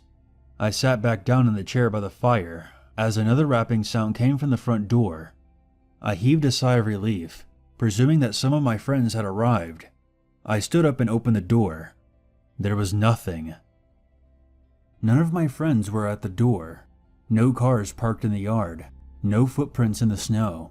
I felt a cold sensation sink into the pit of my stomach that had nothing to do with the weather. Someone was out there, taunting me, distracting me maybe, keeping my attention away from the other side of the house. I was suddenly convinced that someone was trying to break in. I grabbed my sidearm from my bag and picked up the flashlight again, and I searched both bedrooms, the bathroom, and the small closet where the water heater was kept, clearing any place where anyone could be hiding, making sure all the windows were locked. As I moved back into the living room, I glanced out the side window and saw the shadow of an adult man, maybe 5'7", cast itself across the front lawn by the glow of the porch light. I had him now. I flung open the front door and pointed my weapon. But again, there was nothing. No figure, not a whisper of movement, and no footprints in the snow. I held my ground. I wasn't crazy. That hadn't been the shadow of a tree. It had been a person. Head, neck, shoulders, and torso. I knew it had been. I scanned the yard with my flashlight, going over every inch. No footprints except for my own. The back door then slammed behind me. It didn't shutter. It didn't swing shut. It slammed. I spun around and nearly fired off a shot. I then sprinted to the back door, flung it open, and aimed, only to be greeted by the single set of footprints I had made before. I shut both doors and locked them, shut off all the lights until the place was only illuminated by the fire. I put my gun in the filing cabinet, locked it, then dropped the key in a jar. I sat there by the firelight for another 25 minutes, listening to pounding noises from various windows from across the cabin, forcing myself to ignore them and remain calm. I didn't catch a glimpse of any other shadows from outside, but I wasn't really looking. I saw the headlights of my friend's car pull in. I stood up, turned all the lights back on, and greeted them at the door, as if nothing was wrong. For the rest of the night I drank with my friends, and kept a smile on my face, not giving any indication that anything was wrong. We decorated a mini tree and played cards and had fun. That night I slept on the couch and ignored the sound of footsteps walking across the roof. Now I would have dismissed all of this as just being in my head, and I wouldn't have taken the time to write it down and share it with you if it wasn't for what happened the next morning. I was making coffee, and my buddy came back inside after having a morning cigarette. His wife calls out to him from the bedroom and asked him if he saw anything. I asked what they were talking about, and he replied, "We heard the sounds of footsteps on the roof last night, but there were no footprints up there through the snow."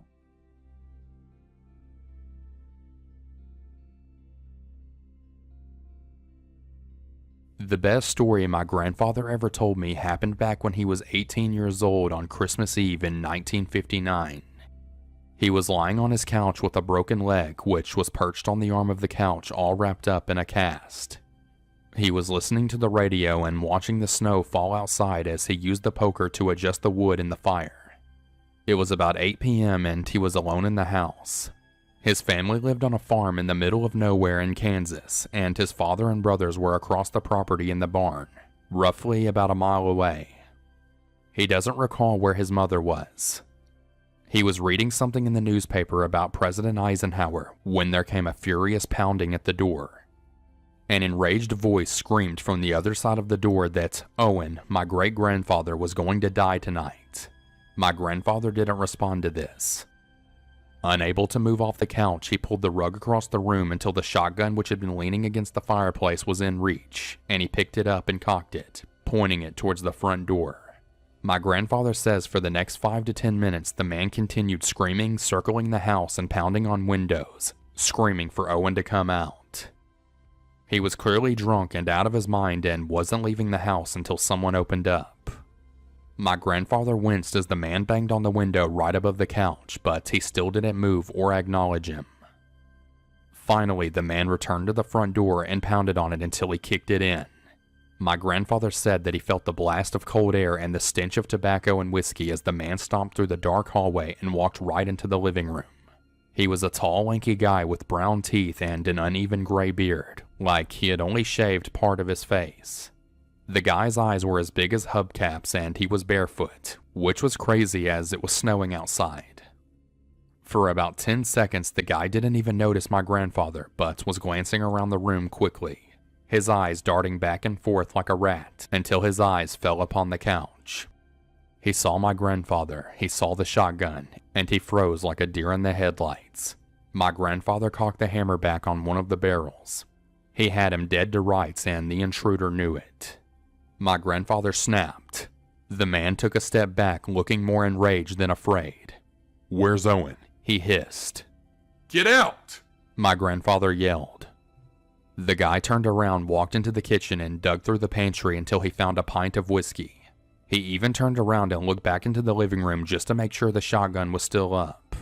He threw back the whiskey, dropped the bottle in the sink, and walked out, calling back over his shoulder, "Tell Owen I said Merry Christmas."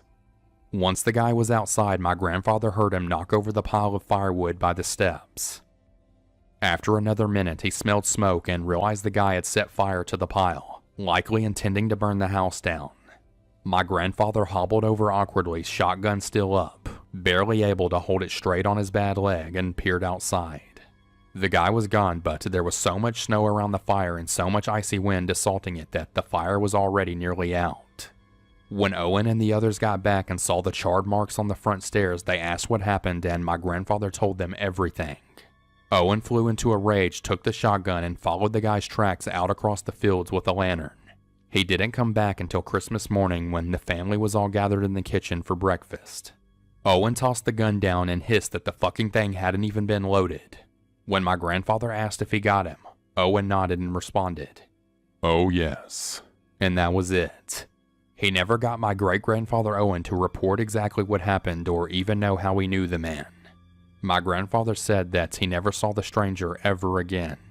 I asked him if he thought Owen had killed him and he responded, "I'm almost positive that he did." When I asked, "But how did he do it with no ammo in the gun?" my grandfather looked back at me and said, "There's dozens of ways to kill a man with your hands."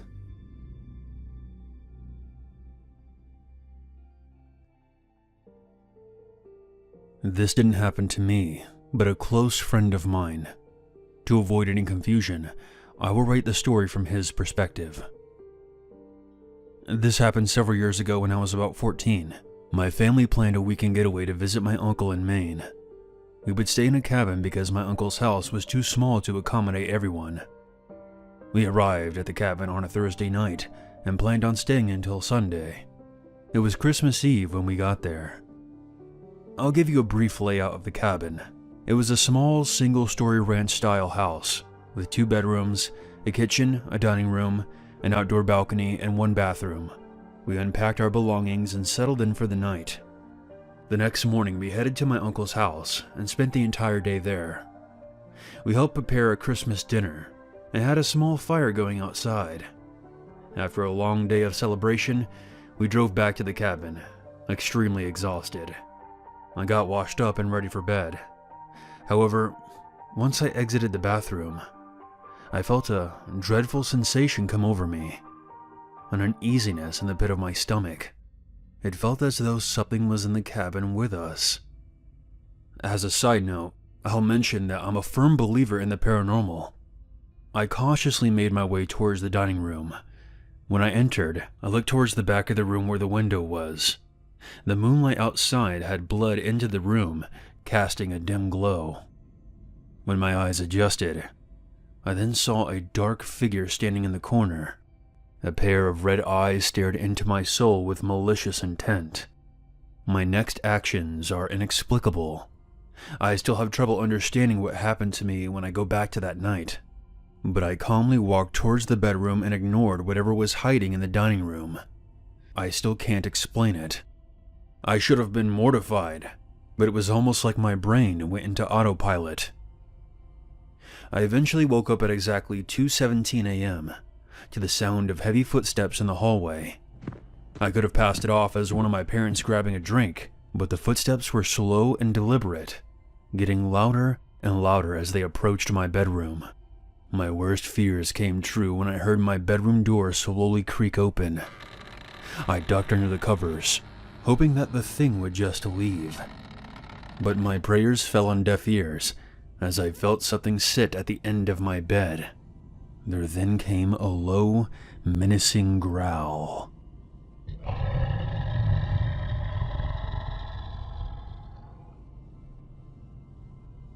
I quickly shot up like a firecracker had just gone off inside my pants. I caught a brief glimpse of a black silhouette with piercing red eyes sitting at the edge of my bed. I then bolted out of the door, screaming for my parents. After calming me down, they asked what the commotion was all about. I told them about the thing that I saw in my bedroom, but of course, there was nothing there now. I was baffled because I knew exactly what I saw. I'm not crazy.